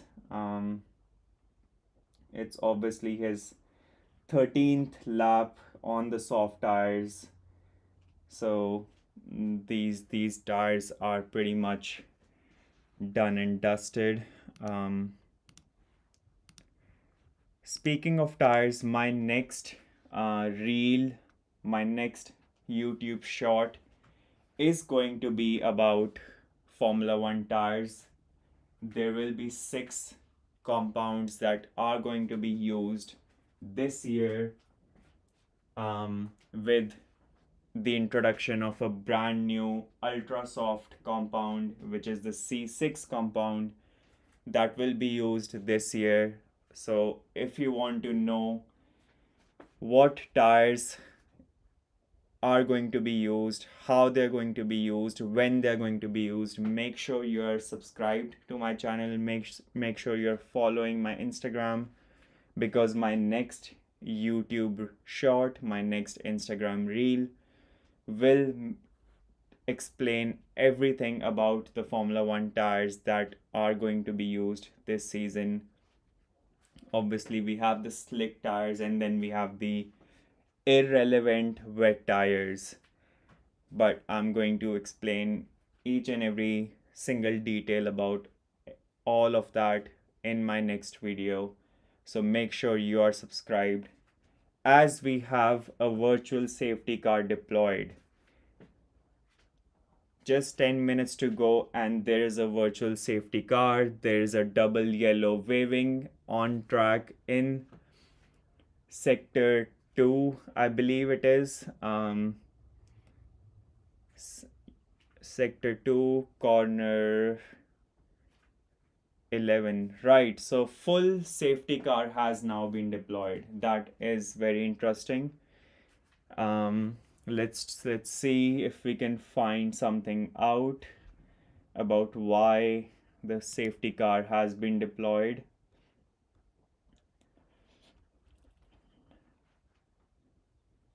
Right, guys, so the red flag is out.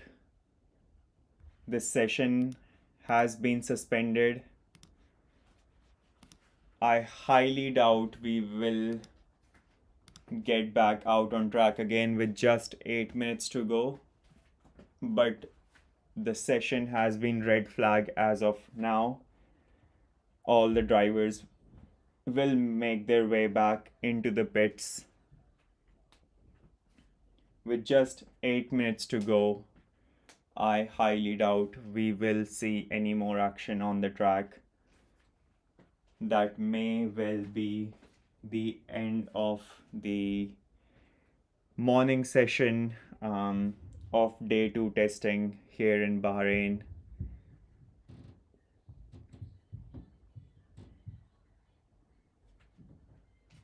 Come on, guys, we are so close to 45 subscribers. Can everyone watching right now hit the subscribe button to make sure you do not fall behind? If you want to learn about Formula One, if you want to learn about what's new this year, because Formula One has hit a huge reset button this year. The cars are changed, the tires are changed, the engine, the battery, there's active aero, there is no more DRS.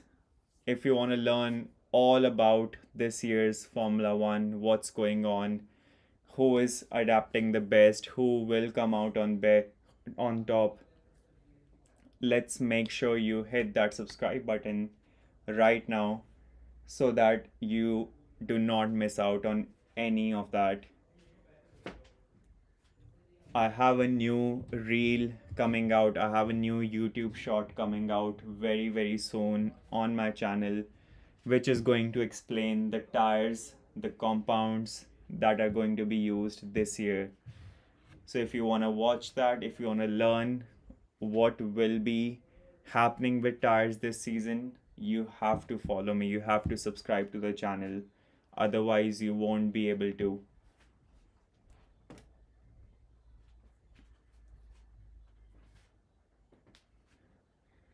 It is a red flag, and As I said, 6 minutes to go in the session.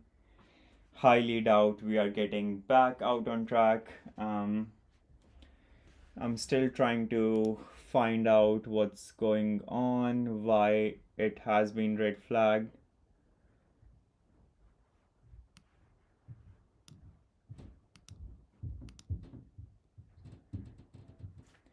Right, okay.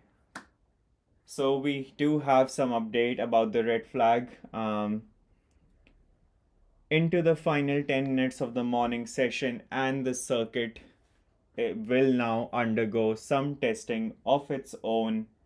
The teams are not the only ones that need to check their processes work, and as such, we will now see a series of virtual safety car, full safety car, and red flag. The teams are aware of these and adjust their programs to suit.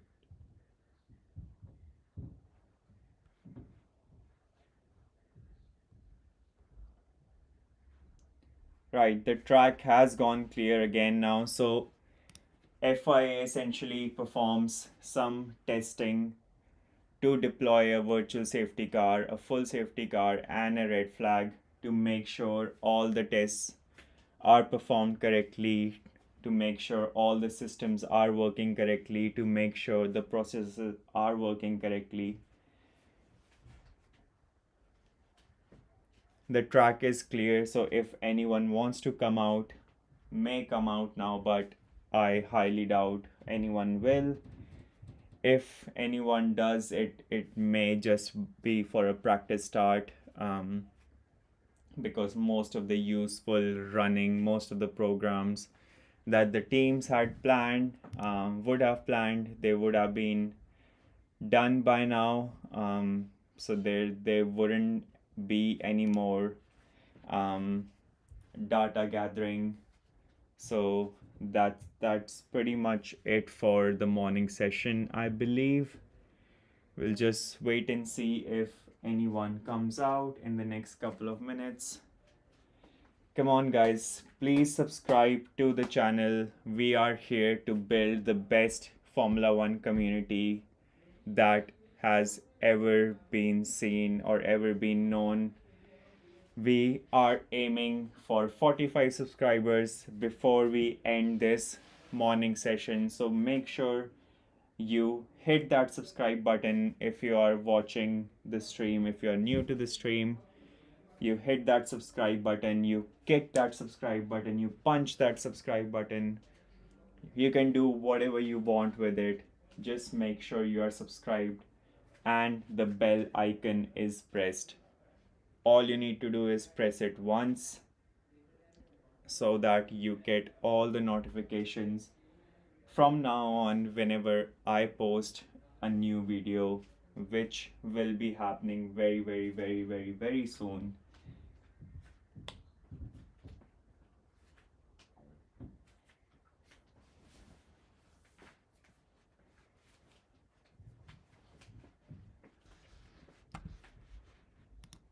Just going through a final check of any updates, any news for today. It is also the 12 hours of Bathurst this weekend. I'm not sure if you guys follow Bathurst, but living in Australia, you can't not follow Bathurst, which happens in New South Wales. I don't live in New South Wales though, but I still want to go there one day. It's an insane scenic track, and I believe a couple of years ago Liam Lawson did a run in Bathurst in a Formula One car, and that was the most majestic thing I ever saw with my own eyes. Obviously, Formula One cannot run there, it's not safe enough for Formula One. But yeah, it is a brilliant track, that I believe Max Verstappen will do someday. because he has said it. He would love to do Bathurst. So we'll find out if he ever does that. Anyway, back to the testing, and we are pretty much right on clock. It's 10 p.m. here in Melbourne. So the session has ended, which means that is all for the morning session for Bahrain testing day 2. Charles Leclerc finishes on top with a time of 1:34.273, with Norris behind by 5 tenths, and the rest of the grid quite far behind. But obviously they were running different programs, and the key points of the first session was Isaac Hadjar not coming out on the track because Red Bull identified an issue with the car. And so similarly, Kimi Antonelli only doing um, like 3 laps or something before Mercedes also identified another issue on Kimi's car and brought him in to work on that. Um, I believe Isaac Hadjar had just come out as this session has ended, but I believe it will be just for a practice start. That's a positive sign for Red Bull that they have managed to fix the issue in the first session of the day, and they have sent out Isaac Hadjar onto the track now for a practice start, because obviously the session has ended and he cannot do any representative runs. Obviously he will be in the cockpit for the second session as well, because Max took to the track yesterday for the whole day. So today is Isaac's day, which has been cut in half, unfortunately, for him. But that is what it is, guys. Today today has been a really nice day for me. Thank you so much for tuning in, everyone. You guys are amazing. This was my first live stream ever. As I said, I'm a passionate Formula One supporter who is aiming to create a community that is going to be the biggest and the best Formula One community ever seen, ever known. Um, I'm sure you guys will support me in the future, because without that, all of this wouldn't be possible. So thank you so much, everyone who tuned in for this live stream. Thank you so much for everyone. Thank you so much, everyone, for sending in their comments, their opinions in the chat. Rutvik, Ishan, Kunal, Navya, there were a couple of others. It really means a lot that you guys sent in your thoughts. So thank you so much once again. I will see you guys tomorrow, same time, 6 p.m. Australian Eastern Daylight Time, whatever that it is, whatever it is in your time zone. We'll see you tomorrow for day 3 of testing. As I said, unfortunately, I won't be able to do the afternoon session because of the timing here. It doesn't really align with my schedule. I work full time, so I have to cater to that as well. But yeah, we will get back tomorrow, same time, and next week, and the race in Melbourne, and the race in China, and for the whole season. Thank you so much for tuning in. I'll see you in the next one.